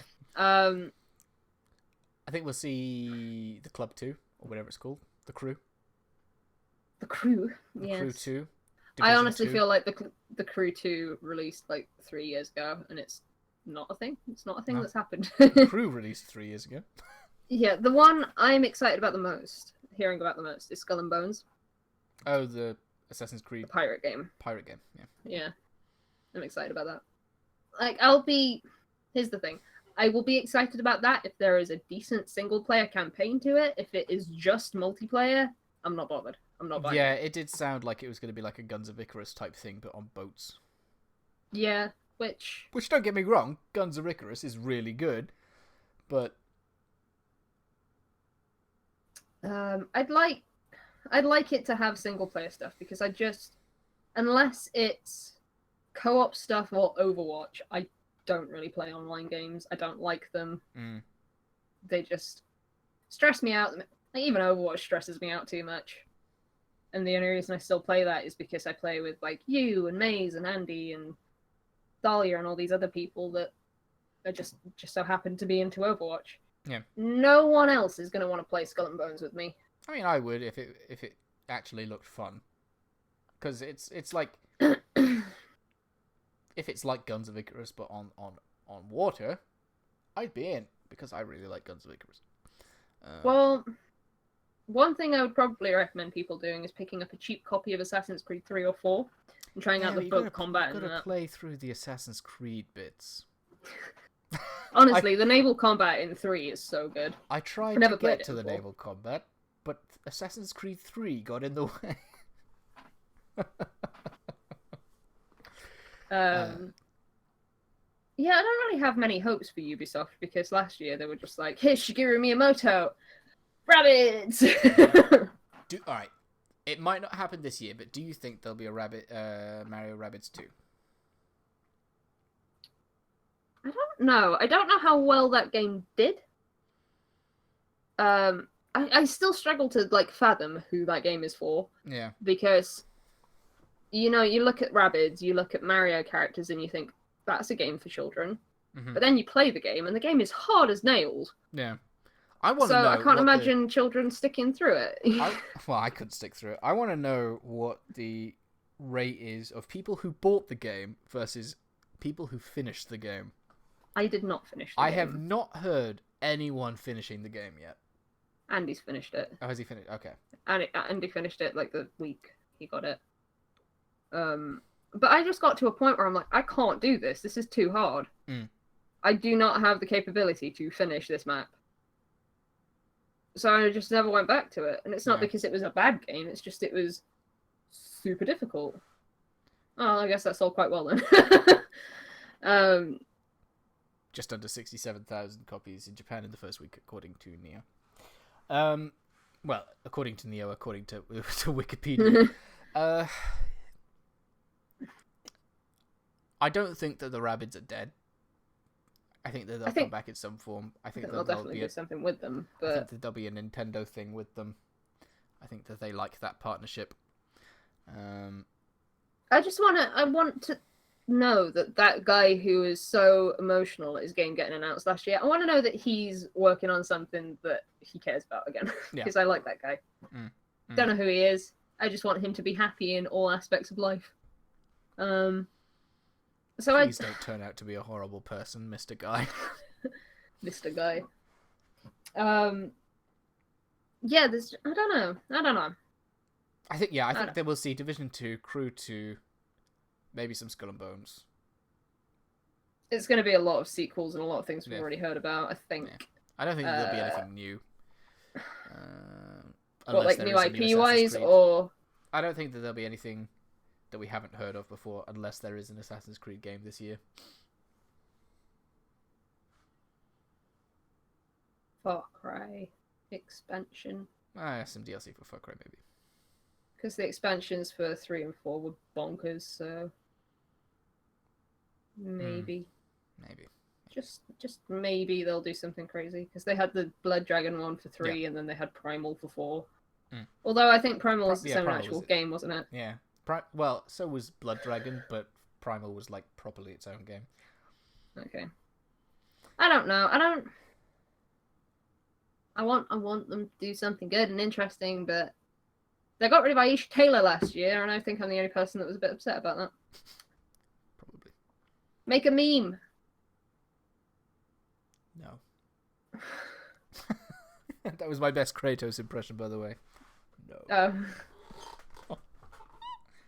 Apparently it's all 1.85 million total. That's I pretty think good. we'll probably see another Rayman Rabbids Yeah.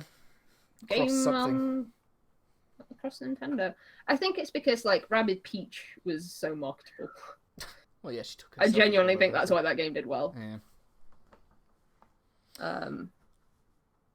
Yeah. Is that it for Ubisoft? I think so. Yep. All right, Bethesda. I've got more ports on the Switch. Fallout 4, maybe Dishonored. Dishonored would be cool. Fallout 4 seems like an obvious thing. I'd love it if Fallout 4 came out on the Switch. Do you think Quake could come out on the Switch? Oh, Quake Champions, is it, or something? I don't know, maybe. It'd be interesting. Quake's not out, is it? I think that there's like a beta or something. Because currently, all the big shooting games on the Switch are Bethesda things. You've got Doom. You've either got Wolfenstein 2 or you're about to have Wolfenstein 2. Yeah. Speaking of Bethesda, though, like a couple of things got leaked that they publish. Oh, you mean like Rage 2? Who the fuck was asking for Rage 2? Id, probably. Although it doesn't exist anymore, do they? I don't know. Yeah, apparently someone was. I've played Rage. I don't even want Rage 1, to be honest. Like, it was so dull, so boring, and I love post-apocalyptic stuff. So the setting was super interesting to me, but it's so bad. It was so bad, and I don't know a single person who was like, I would kill for Rage 2.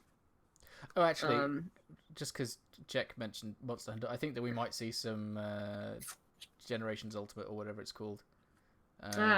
Yes. At the E3. Which I didn't realise was Monster Hunter XX Ultimate, so... Oh, is that what that is? Yeah.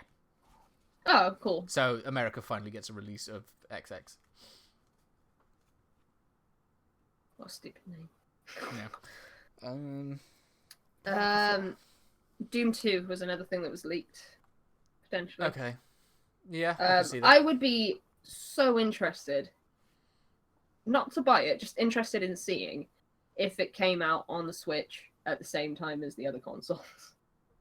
I don't think it will. You don't think so? Unless... So we've got the two ways of looking at why the Switch stuff is being slower. Your way of the double dip, and my way of the people weren't going to develop for the Switch, saw that the Switch was being successful, and then started porting stuff, and that's why everything's like a couple of months off. And eventually think like the gap will get smaller and smaller and smaller, or it'll be the same. And I don't know which is more true. I'd like to think it's me. Yeah. I'd like to think it's you as well, but like I think it would be really, really cool if we could get day and date releases of games that are coming out on all consoles. Like if Spyro came out on the same day as the PS4 and Xbox One. I don't think it's any harder to port to Switch particularly. I think it takes resources, but I don't think it's intensive as far as I understand. I've heard that as far as porting goes, the Switch is pretty pleasant to do. The Wii U was a nightmare to port to. I think that we had our daily Kingdom Hearts talk. Only that we're on delay for that at the moment. Bill doesn't want to play it with us. I think that the Switch is relatively easy to port to. There are just a couple of quirks that some people aren't quite used to yet. But yeah, relatively painless. So there's no reason why, if a game was being developed and planned to be on the Switch, that it couldn't come out at the same time. Which maybe happened with Doom.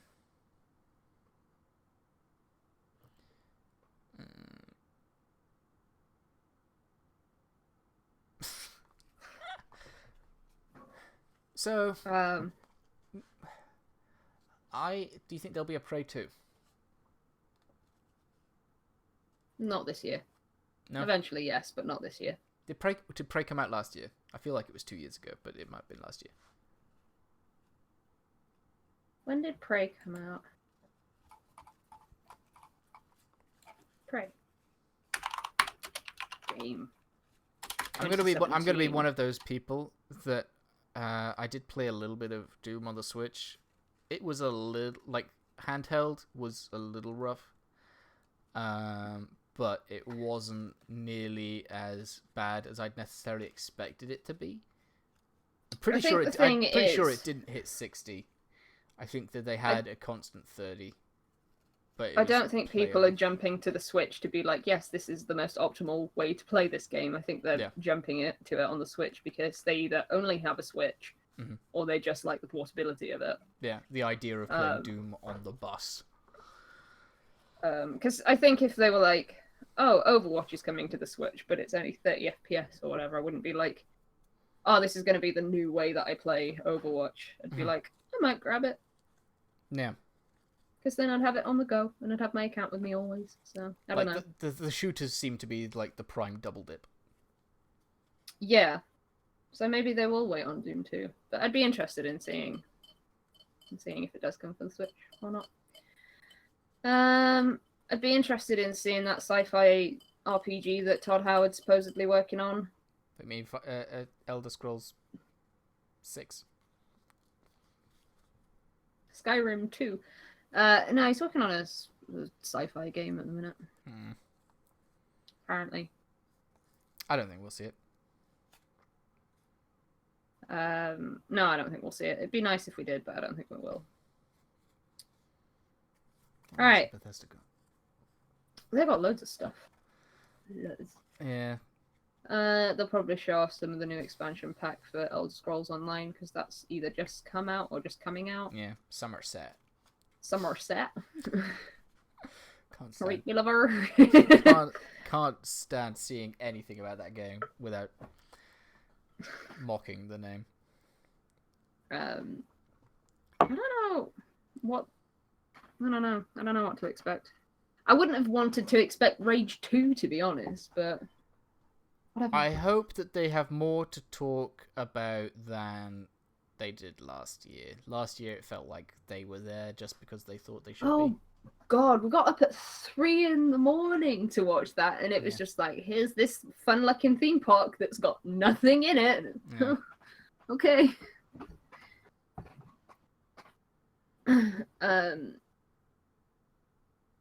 Next. Okay. Are you ready for next? Yep. EA, go. Spurts. I got talking about sports for too long. Yes. Talking about Anthem for too long. Yes. Unfunny YouTube host. Unfunny YouTube host announcing Need for Speed. Wasn't that what happened last year? Yes. Yes. I don't think I'm actually going to watch EA this year. I am. I've watched them every year, and every year I have been bored to tears. I can't remember. I think, did I watch it alone last year? Watching it EA alone. EA is like Eurovision. You need people around you to help you take the piss out of it. Otherwise, it's just boring. Yeah. The BioWare stuff. Oh, crap, yeah. Well, definitely not Mass Effect.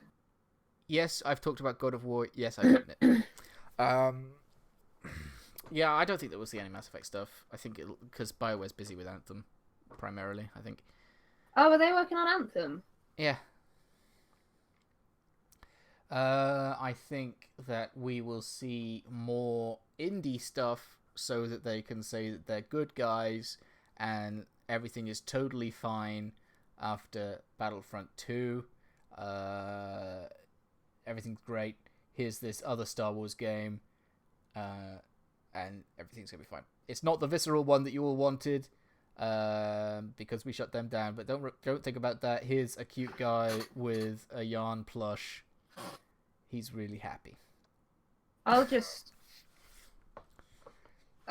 gonna skip out on EA this year because we'll probably watch it together over like Discord or whatever. But I'm not particularly bothered about getting up at all hours of the morning for shit Force conferences. Unleashed I don't 3, know what. boy.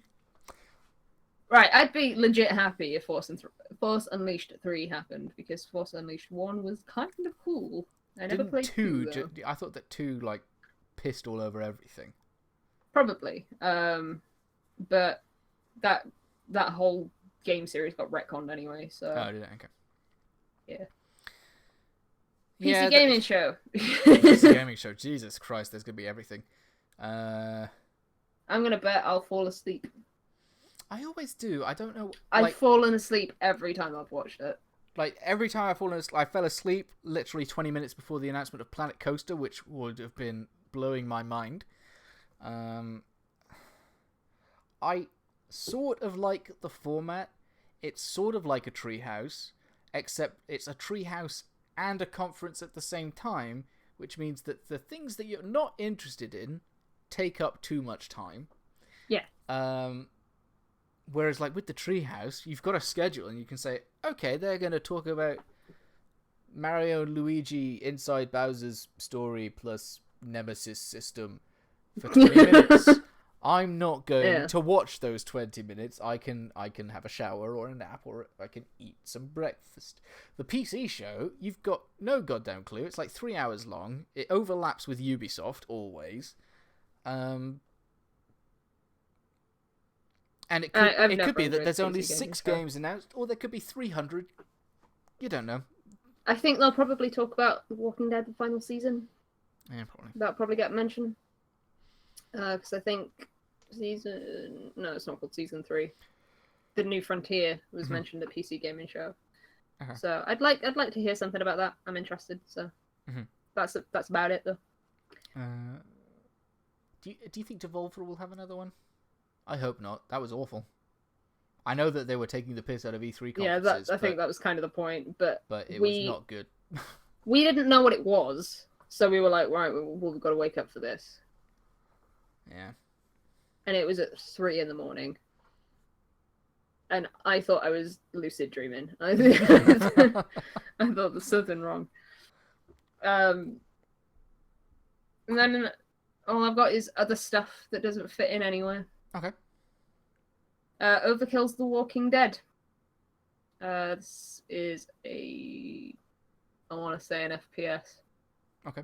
Which was announced to come out this year. It's by the same people who made Payday. Oh, okay. Yeah, that seems to be the reaction of everyone. When I think of FPS, I honestly don't. I don't know why I don't think of Payday as an FPS.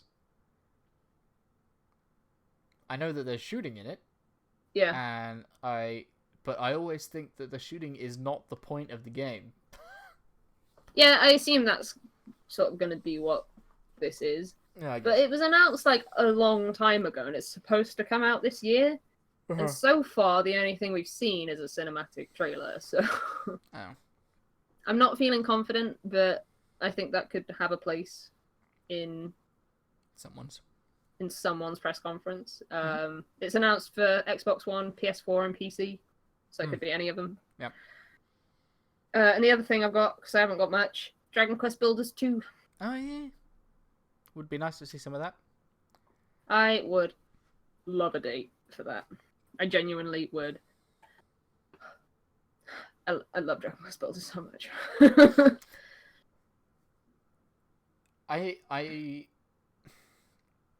If I buy Dragon Quest Builders 2 and it is not iterative at all, I'll admit I'd be a little bit annoyed, because there are definitely things that I can see being improved in a sequel.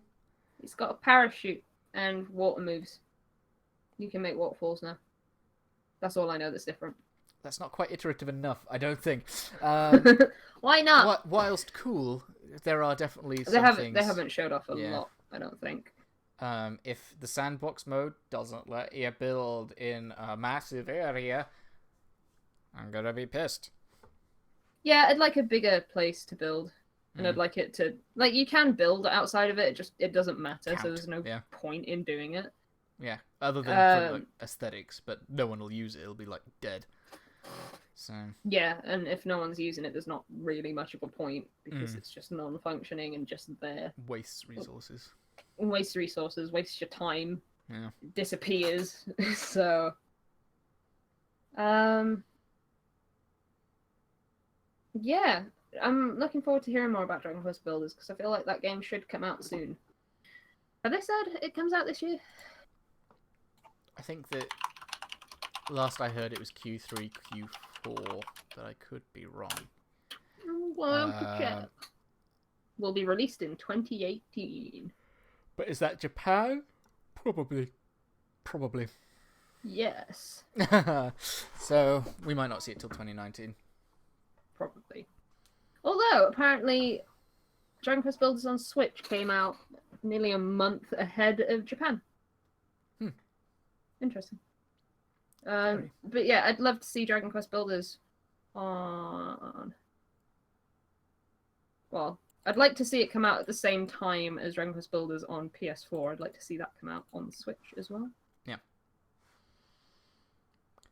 Yeah. I don't really have much else. I mean, I didn't write a list. But, like, if I'm thinking of E3, there's nothing much more that I'm like, I want to see this. Like, for me, half of the fun of E3 is the surprise of, like, holy crap, they just announced a new Zelda game. Admittedly, very early, but that was cool. No one expected that. It's nice to see stuff about games, you know. Yeah. But I think directs have ruined me in that regard. Like, E3 is, in my head, we're going to announce a ton of new stuff, and then the directs are, we're going to show you stuff about this new thing. So, it's a little bit weird for me. E3 is about the new stuff, the surprises. Yeah. I don't really want to keep seeing the same stuff, but... It seems like no one's really interested in surprises anymore. I don't know why. Because they're always like, right, we're going to give you a schedule, or we're going to announce it like 3 days before E3, and then we'll go into more detail at our press conference. And it's like, that's all well and good for things that actually happen at ridiculous times for me, like 4 a.m. Yeah. Like Bethesda, I was very appreciative that they told me that Fallout 4 was going to be at the press conference before I woke up, so I had a reason to actually tune in. I think that part of it is that they're trying to get people hype for certain things so that they watch the conference to see other things that they wouldn't necessarily tune in for. Yeah. But when it's stuff that you generally don't care about, like Battlefield for me, and they've done a massive announcements on Battlefield, and then they've said, we're going to show you more at E3, it's just like, so I've got to still go through Battlefield, even though I could have avoided it. Yeah. I guess it's... But in that regard, I really want EA Sports to have its own conference. Do it, EA. The people who want to watch the sports can watch the sports, and I can sleep. Or do people always say anything. It's like, oh, it's stupid to separate them because then they can't cross-promote their stuff to different fan bases. No one who is interested in sports game is very few people who are interested in sports games are going to be like, oh, Anthem looks like something I want to play.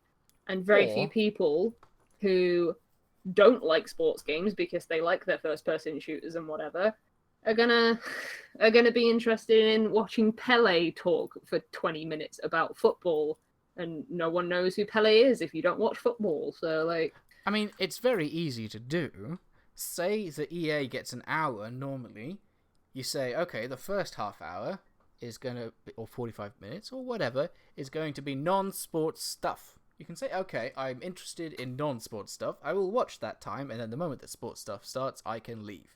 You're not holding Star Wars hostage. I can leave. That's exactly what they did last year, isn't it? The sports people can say, I don't give a damn about anything else. I will continue to play a round of FIFA, and then I'll come along and watch this 15 minutes of talking about Madden and NBA and whatever. The thing that sucks the most about the EA Sports section is it's about sports that don't fucking exist in this country. It's like, American football. Oh, okay. Oh, baseball. Oh, okay. Basketball exists. Well, not to the same extent it does in America. No. Like, I don't know anybody who is into basketball in this country outside of like Kuroko. I mean, he's not real. I hate to break it to you. Shut up! Don't ruin it. But yeah, and then the people who like both can watch both. But it's just I don't want to watch EA this year. I really don't. I really don't, because last year was so bad. And that's how we kick off E3 every time now, apparently. Was EA before Bethesda? EA was before E3 last year, because it wasn't technically an it was EA E3 press conference. Yeah. It was stupid. It was boring. What you need is a drinking game. Anytime you see something you don't give a damn about, drink. I'm gonna be so drunk. Yeah. So that's E3. Yeah, I suppose. Get the shit out of the way first. If you get all the crap out first. And then it always ends with Nintendo doing the business. Nintendo are doing a lot this year. They've got the Splatoon World Championships. They've got the Smash Invitational. They've got the Treehouse. They've got the Direct. They've got... It's a great time for Nintendo fans, because I'm going to be watching... I'll definitely watch the Smash Invitational. I'll try. I don't know that I'll watch. Well, I actually do kind of want to watch the Splatoon finals, because I think I'll probably say something about the Octo expansion. Yeah. Competitive Splatoon is genuinely interesting to watch. I just never know when it's happening. Yeah.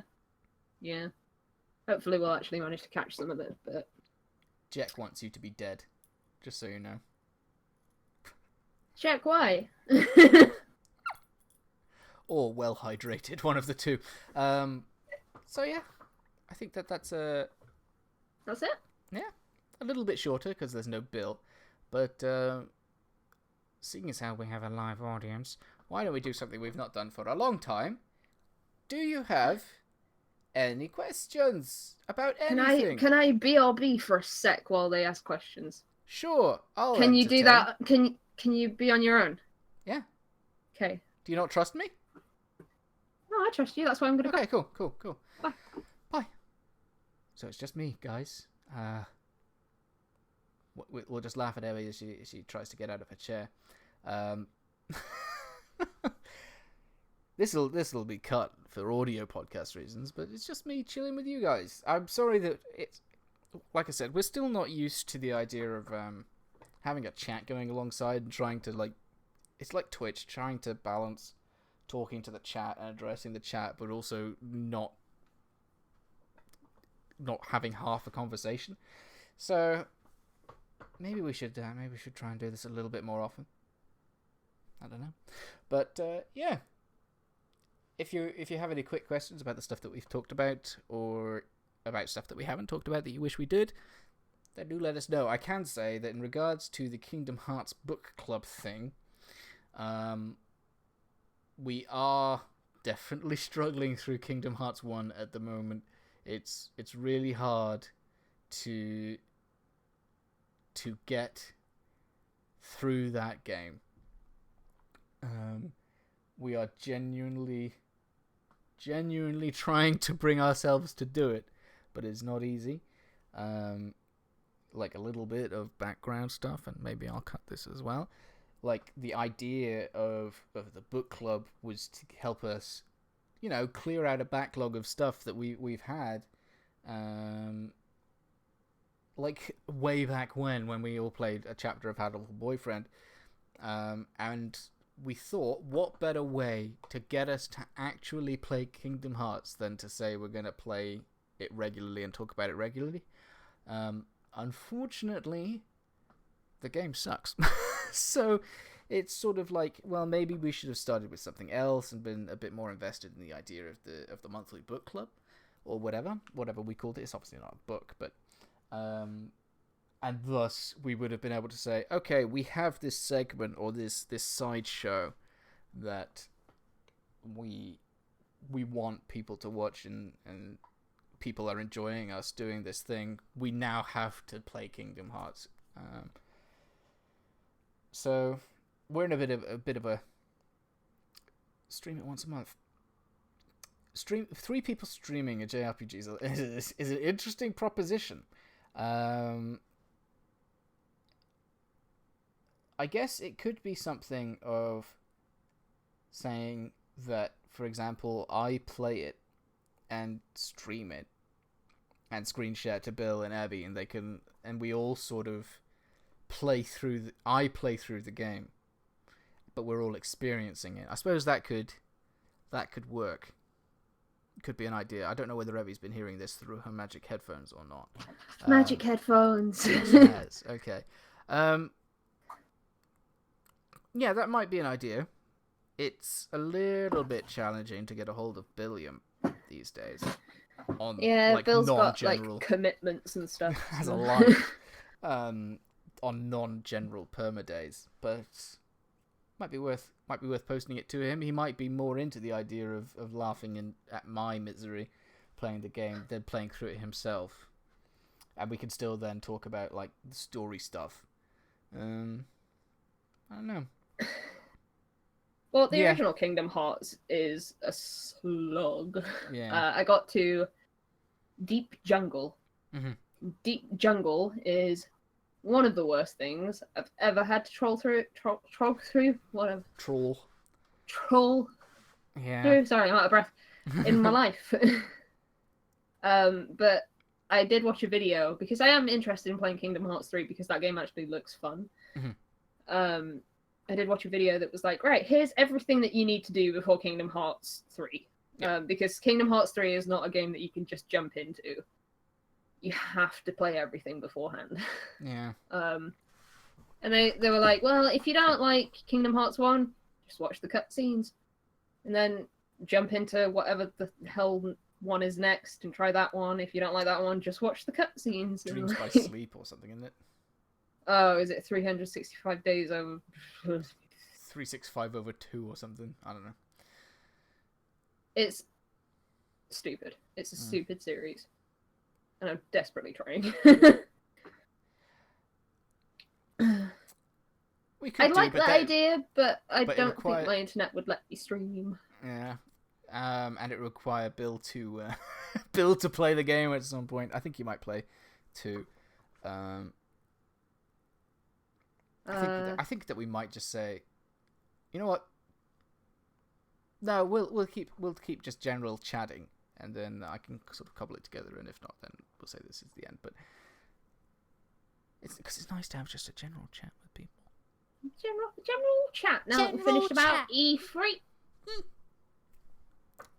Can I leave you for a bit? Yeah, sure. I'll answer this question about visual novels. Bye, Ken Ross. I have not played a visual novel in a little bit. The last one I played was an Otome game.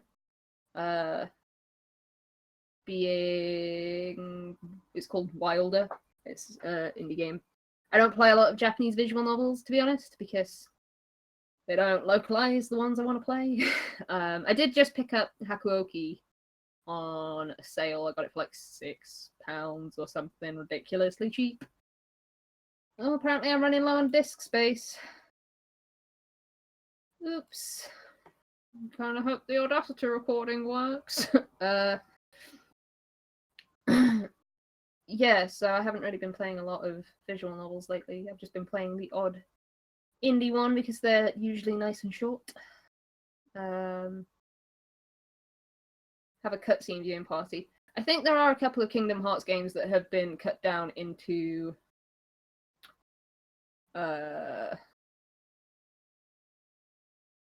cutscenes, just really long cutscenes. So doing like a movie club thing with those might be kind of interesting if possible.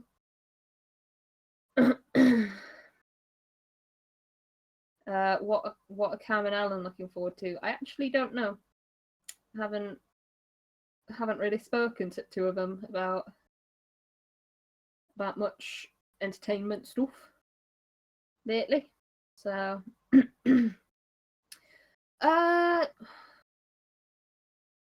Alan, I think, has just been playing Horizon. I forced him to go back to Final Fantasy 15 to play episode Ignis. And I think we're going to play some Comrade soon. now that he's back in UK. So, Kenras is back. Yes. Hello. Sorry. We might need to restart the Audacity recording. Oh dear. Because I've run out of disk space, so... Okay. Well, this is general fluff at the moment, so... Right, can we stop and start it again then, since it's general fluff? Yeah.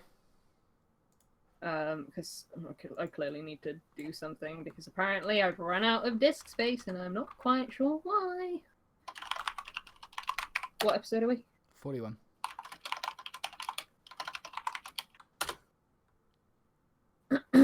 Sorry, technical stuff.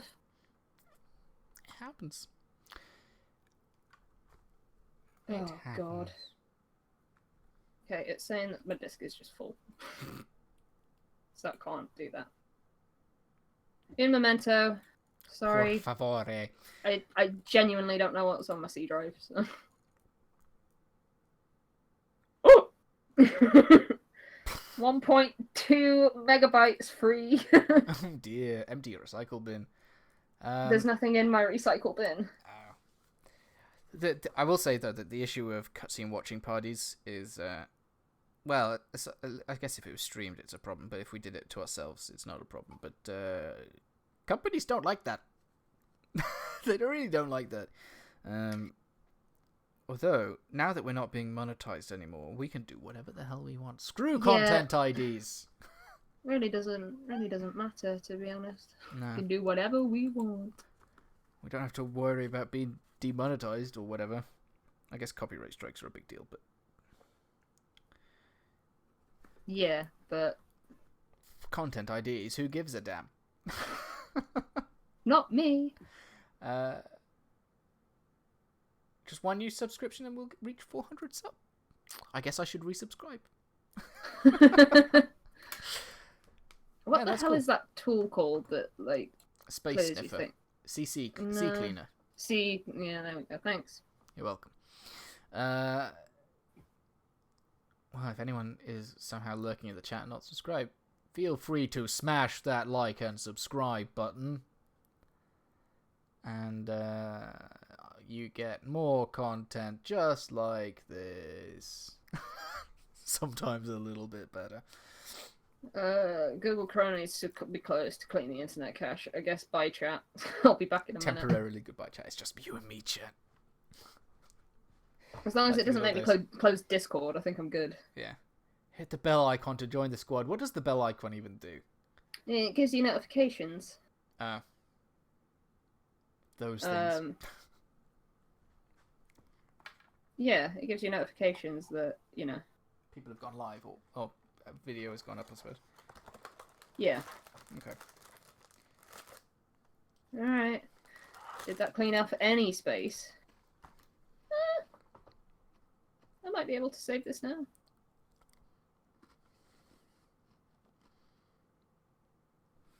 Why is that in a different folder now?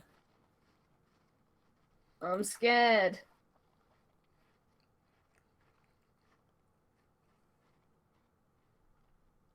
Hold on. Sorry, this is stupid. So actually, whilst Bill can't see any of this, is there anything you want to, like, any dirty laundry you want to air about Bill? He's never around. He doesn't ever want to play games with me. Oh my god. Yeah, YouTube. Sometimes notification land, sometimes not. I don't know what's on my C drive, I'm sorry. It's okay. I'm such a fool. I'll go back to the chat though. I'm done C cleaner.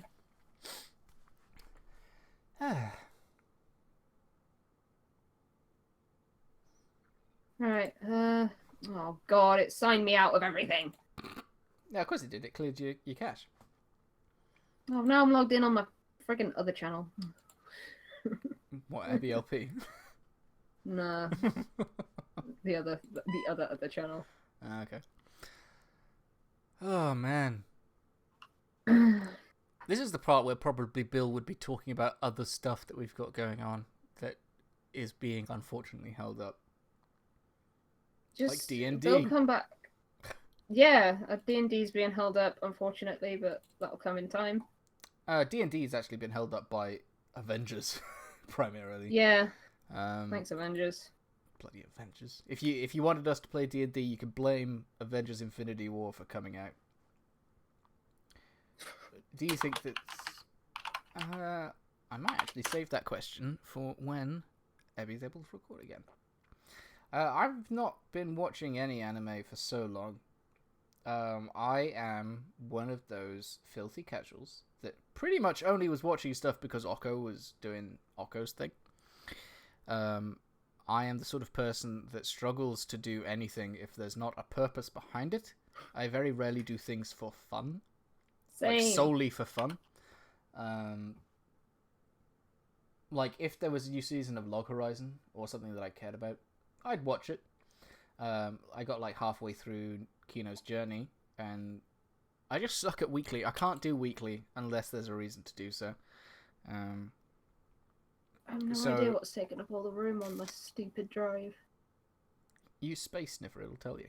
I can't download it. Anime is the sort of thing that until someone says, watch this, after a season is ended, I won't do anything. I won't watch it. There's too much. Yuru Camp.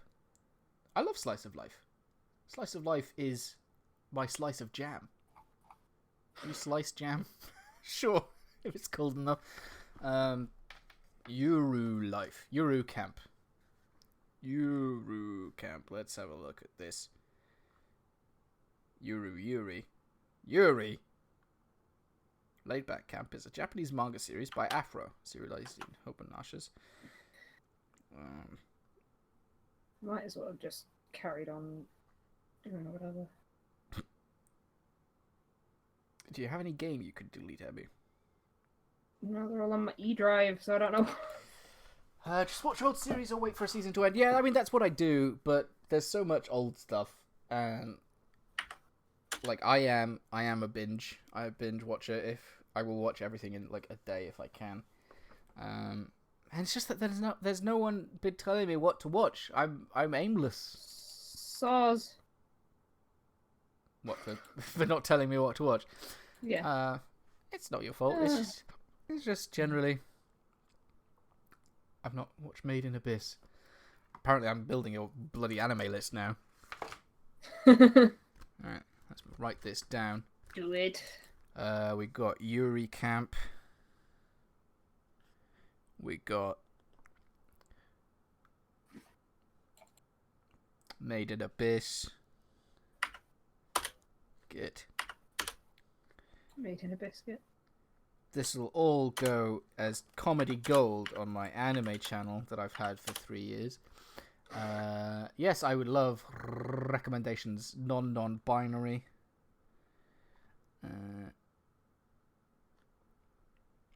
Man, do you remember the concept behind my anime channel, Abby? Yes, I do. It's a shame it never. Yeah, it's a shame it would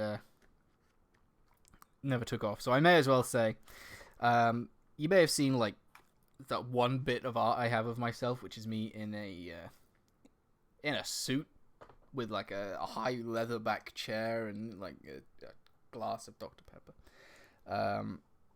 And the concept was, if you've ever seen Cinema Snob, who basically reviews essentially porn, but as if it was serious. That is pretty much what I was going to do, and it pretty much was based around the idea of Queensblade and school days, and talking about them as straight-faced, either just completely not acknowledging, in Queensblade's case, how over-the-top sexualized it was, and then just talking about the story and the character development and things like that. And in School Days' case, talking about it in terms of like an old Greek tragedy, and how it was a masterful representation in the modern age of a story like oh crap, it's not Agamemnon, sort of like Medea, sort of, if you know the story of Medea, it's a little bit like that. That was the plan, but it never really took off because I'm awful at following through with things, and I pretty much convinced myself that until I had a high back chair, I couldn't do it. And those things are expensive. And therefore it never happened. But it is something that I could still do, I suppose, someday. Maho tsukai no yome. I kind of want to watch Maggie. But I don't know. Tsukai no yome. Cool. Do I even need to say my one recommendation I ever give? Is it Kuroko? I've watched the UFO Table Unlimited Blade Works. I didn't know that the Heaven's Feel stuff was already out. It'd been on my radar. But I guess I'll watch Heaven's Feel. I'm in two minds about Apocrypha. I've heard some mixed things. But I guess my problem with the Fate series was or is that there is so much like stuff in the background that you sort of need to understand to be able to like properly enjoy the show. That it sort of gets in the way, and they end up giving you these massive info dumps of stuff that just you can't be half asleep when you're watching Fate. Nope. Like for Okko, Evie and I blitzed through the last 6 episodes pretty much for on the Fate's day. Day night. Yeah, it was like, you've got 6 episodes you need to watch. Let's go. And they were like, I'll talk about Okko more in a second. Actually, they were the like where the plot finally starts to happen, where Gilgamesh is talking about the Holy Grail, and all of the stuff about Archer's backstory and the Guardian stuff. It was just like non-stop, and then a couple of fights. It was tough. It was tough. Yeah, I don't know why I did that to myself, but. What was your least favorite show to watch on Okko? I know Abby's. I know my favorite. Why? What least do you think mine favorite? is? Your least favorite? Yeah. Watamote. Oh yeah, that's it. What were you thinking of? Really... Had you blanked out on Watamote? Or... Yeah, that was what I was thinking of. But... Yeah. Mine is probably, no surprises here, JoJo's Season 1. There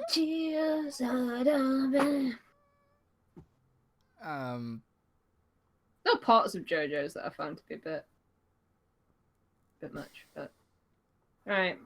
Hunter x Hunter. That's a long one. It's like telling me to watch Bleach.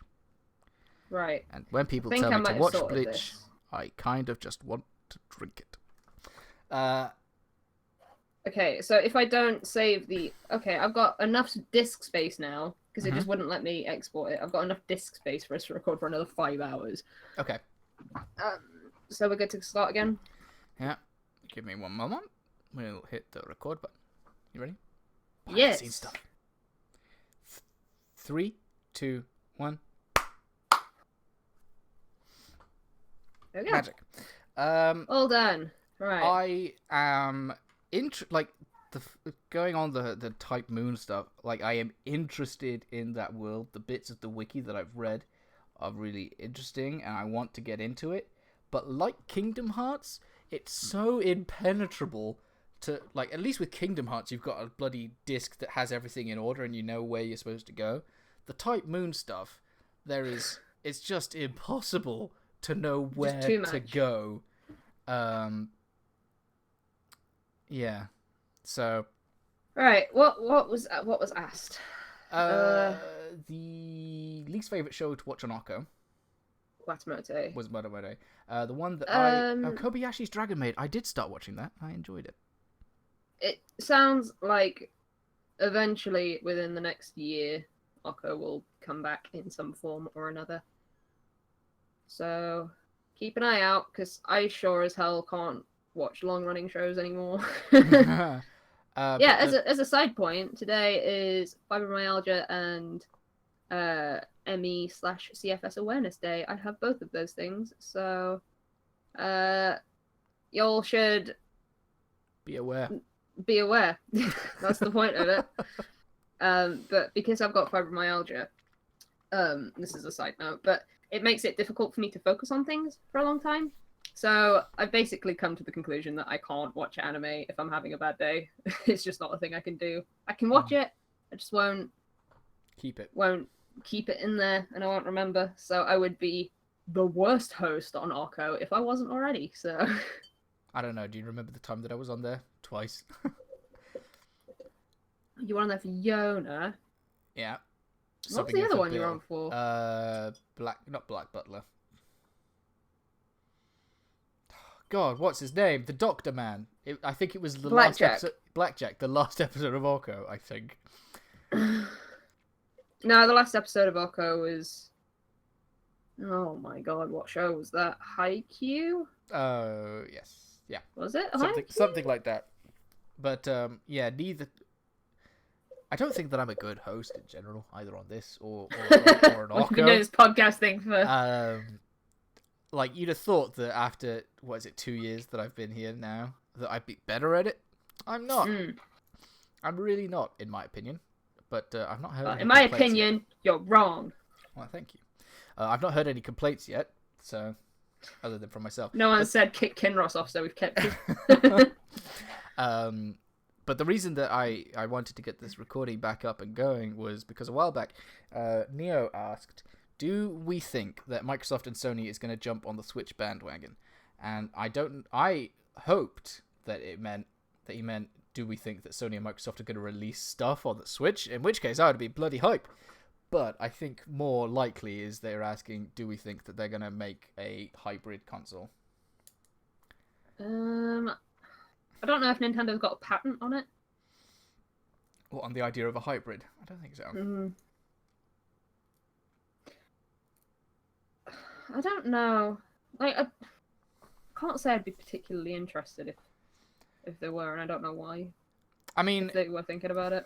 Considering I'm saying I want every game on the Switch, I could kind of see them wanting to get something like that.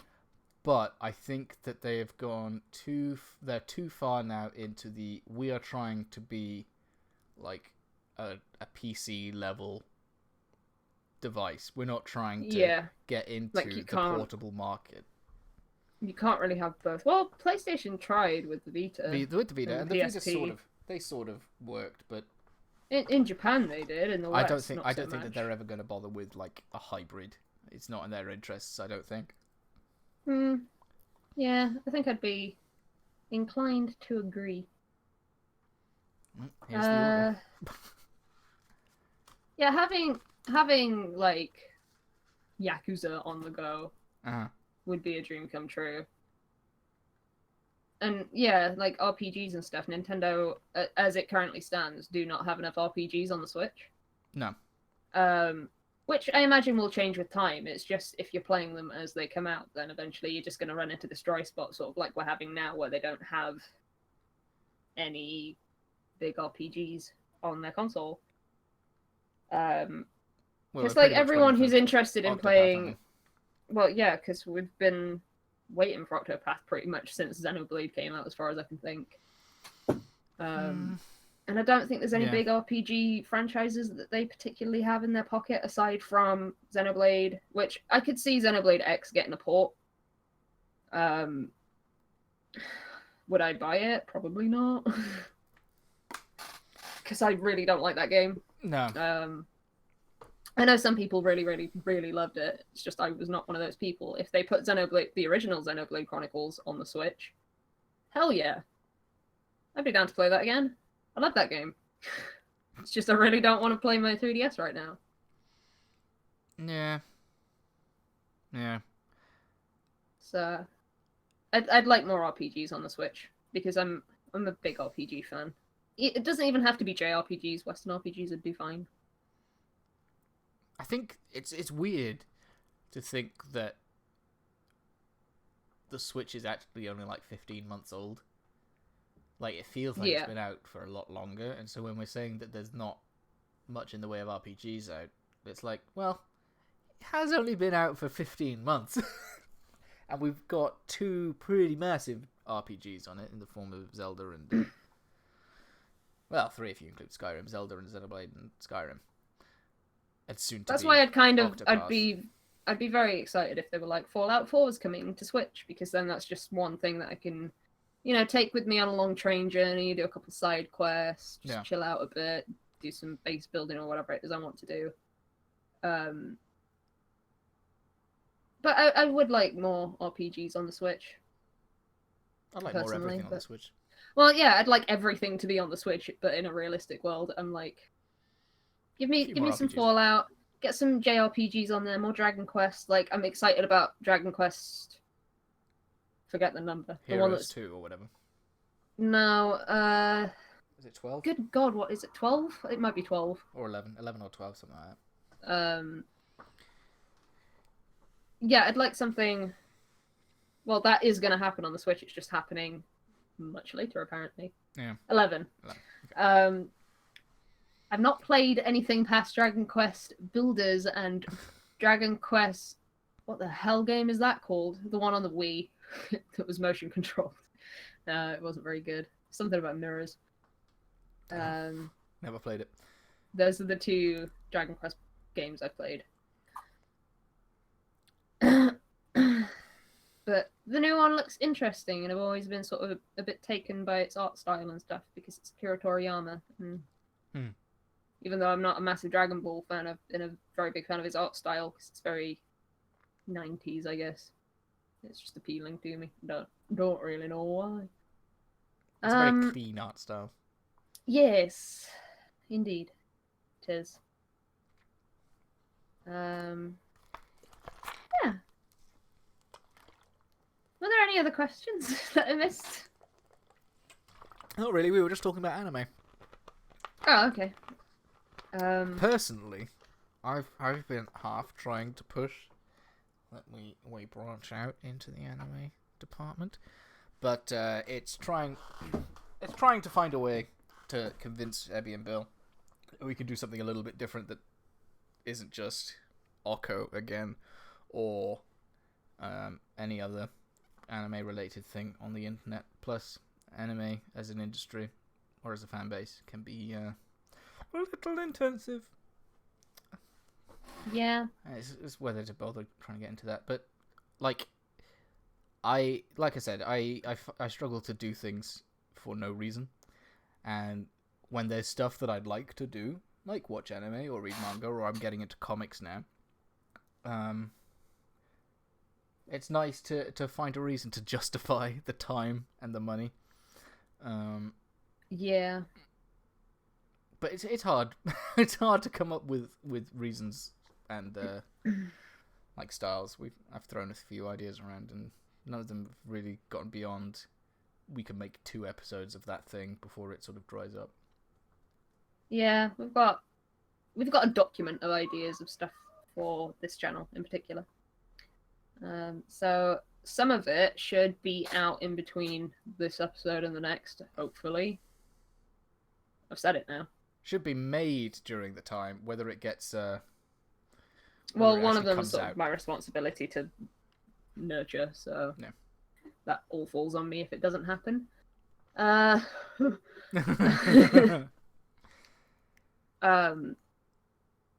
yeah,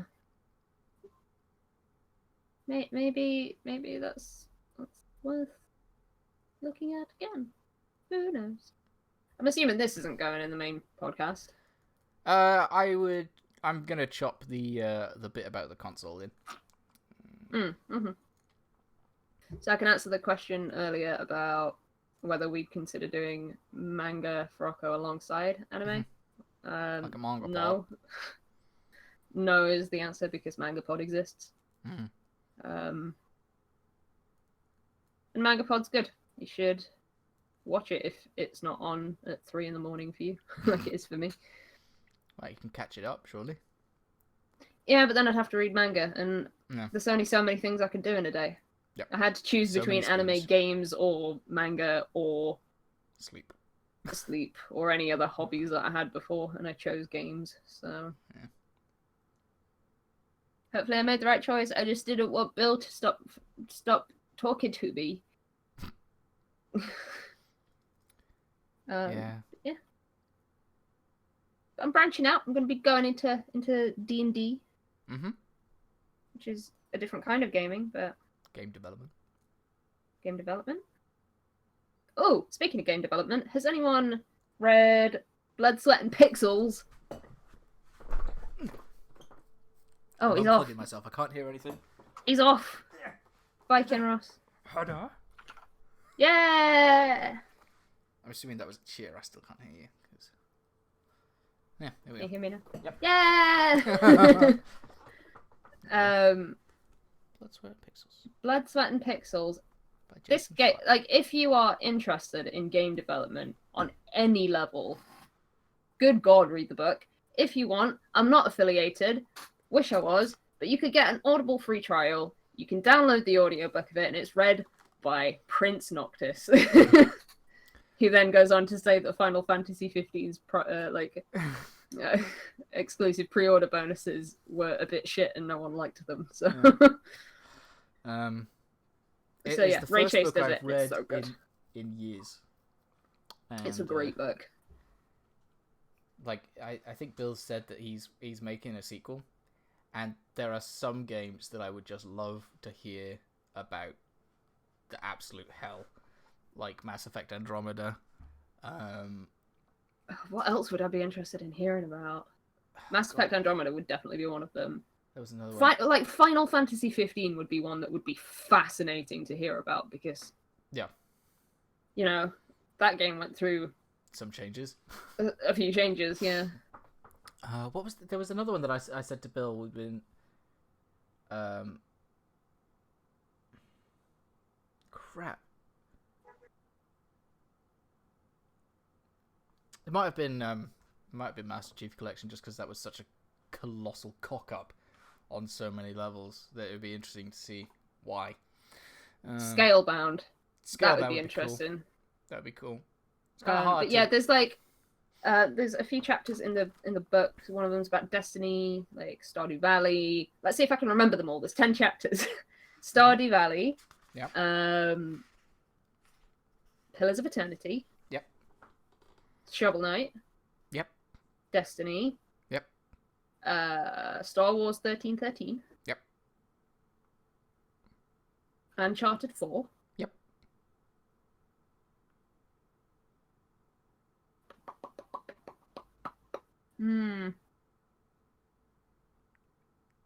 So long, Axeray. Thank you for coming by.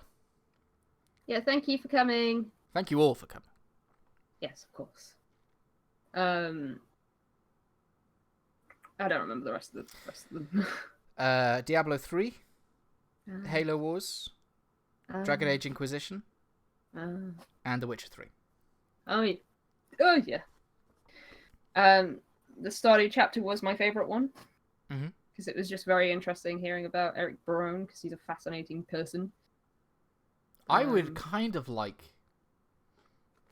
Well, I guess that was what Indie Game the movie was about, like the Fez stuff. That was, Phil Fish. That was messed up.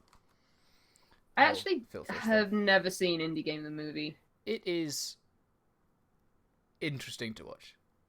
I've seen clips of it. Yeah, it deals with perhaps the more... I can't even describe it, but like the more antagonizing indie devs, like they're the sort like that Phil Fish. Like Phil Fish and the Braid guy, that they're just very like, you know what I mean? I know what you mean. I just can't. They're very themselves. Yeah, it's very much that they're into what they do and that they think or they believe themselves to be like the defining. This is what games should be and all that lot. So yeah, that was very interesting. It was sort of like Blood, Sweat, and Pixels, but in film. Yeah, I think I've got it in a Humble bundle at some point. Yeah, probably. So I've got it somewhere. I don't know on what account, where, but somewhere. Yeah. Yeah, Blood, Sweat, and Pixels is great. I've got another audiobook that I'm going to listen to about the console wars in the 90s. So that one is not read by Ray Chase, unfortunately. Is it Will Wheaton? I don't know who it is. Yeah, the solo. Fred Bertman. Okay, Fred Bertman. It's 20 hours long. Oh my god. The small teams that sort of get lost in development hell do sort of end up like that. Roka no Yusha isn't just 12 episodes. Gracious. I feel like I've heard of that, so I'm going to Google it real quick. Has Yona 2 come out yet? Or been announced or anything? Are you kidding? I'd be crying on the floor forever. Okay. Oh, Braves of the Six Flowers. That was, I think that was coming out when I was just... No, that came out in 2015. That's been out a while. Okay, it's on my list of things that I will probably check out at one point. Basically, let's have a book on things that EA have killed. Yeah. You know what? I'd be interested in how the Visceral Games stuff went down. The Visceral, the Maxis. Basically everything EA have ever done. Who else did they kill? Did they kill Lion? No, they didn't kill Lionhead. That was Microsoft. No, that's Microsoft.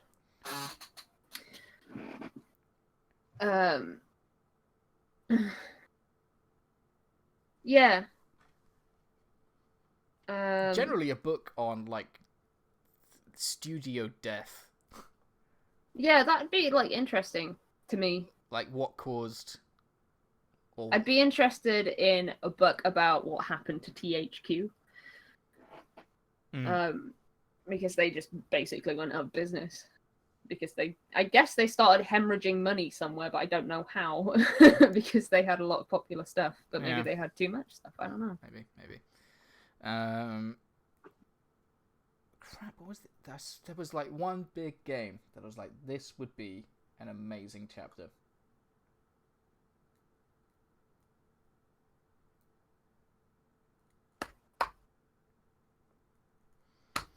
You don't need to make one for Broken Age because there's a bloody movie on it. Damn it. I think the only problem with Blood, Sweat, and Pixels is it's all Western stuff. Like none of it was Japanese. So I feel like their development is probably different, and it would be interesting. I feel like they crunch like way harder for probably a lot longer. Yeah, but I don't know. Europe's got The Witcher and some indie games, so that's nice. And Rare. Oh yeah. And Ubisoft. I guess Rare are back on the map now that Sea of Thieves is a thing. Sea of Thieves is a thing, yeah. Yeah. Man, now I just want to. It's gonna bug you until you figure it out, isn't it? Yeah, it is. I'll wake up in the middle of the night and go, oh god, that's what it was. But until then, it'd just be really interesting to hear about development that we know was not easy. Like maybe one on Breath of the Wild would be interesting because that game kept getting delayed. I'd be fascinated to hear about what happened to Star Fox Zero. Though I don't think we'll ever know. No. I don't know. Maybe I'm just... I don't know my developers that well. God. I think you're just going to have to let it go, Kinner. No. Never. Let it go. Let it go. It's a good thing we can't be monetized or we'd be claimed right now. Yeah, because they sound exactly like Elsa. For God's sake. What's the movie called? Tao.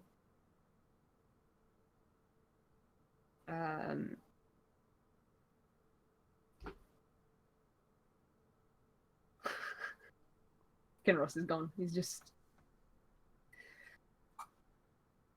When were you talking to Bill about it? 'Cause surely you could go through the messages at some point. When we were talking about Blood, Sweat, and Pixels. Was it in the group chat? Yeah. I can't look at Discord right now. I can. It might have been personal chat, you know. Oh my god. God damn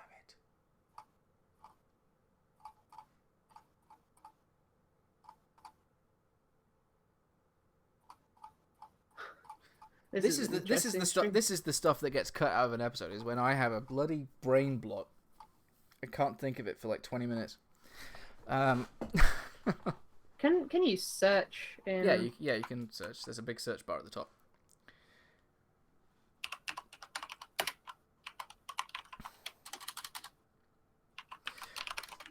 I mean, I guess I've come out of this stream with 2, 4, 6, 8, 9 animes to watch. 9 animes on some form or another. Can't afford Crunchyroll at the minute, but I'll find a way. Where there's a will, there's a way. As long as the way is not Kiss Anime.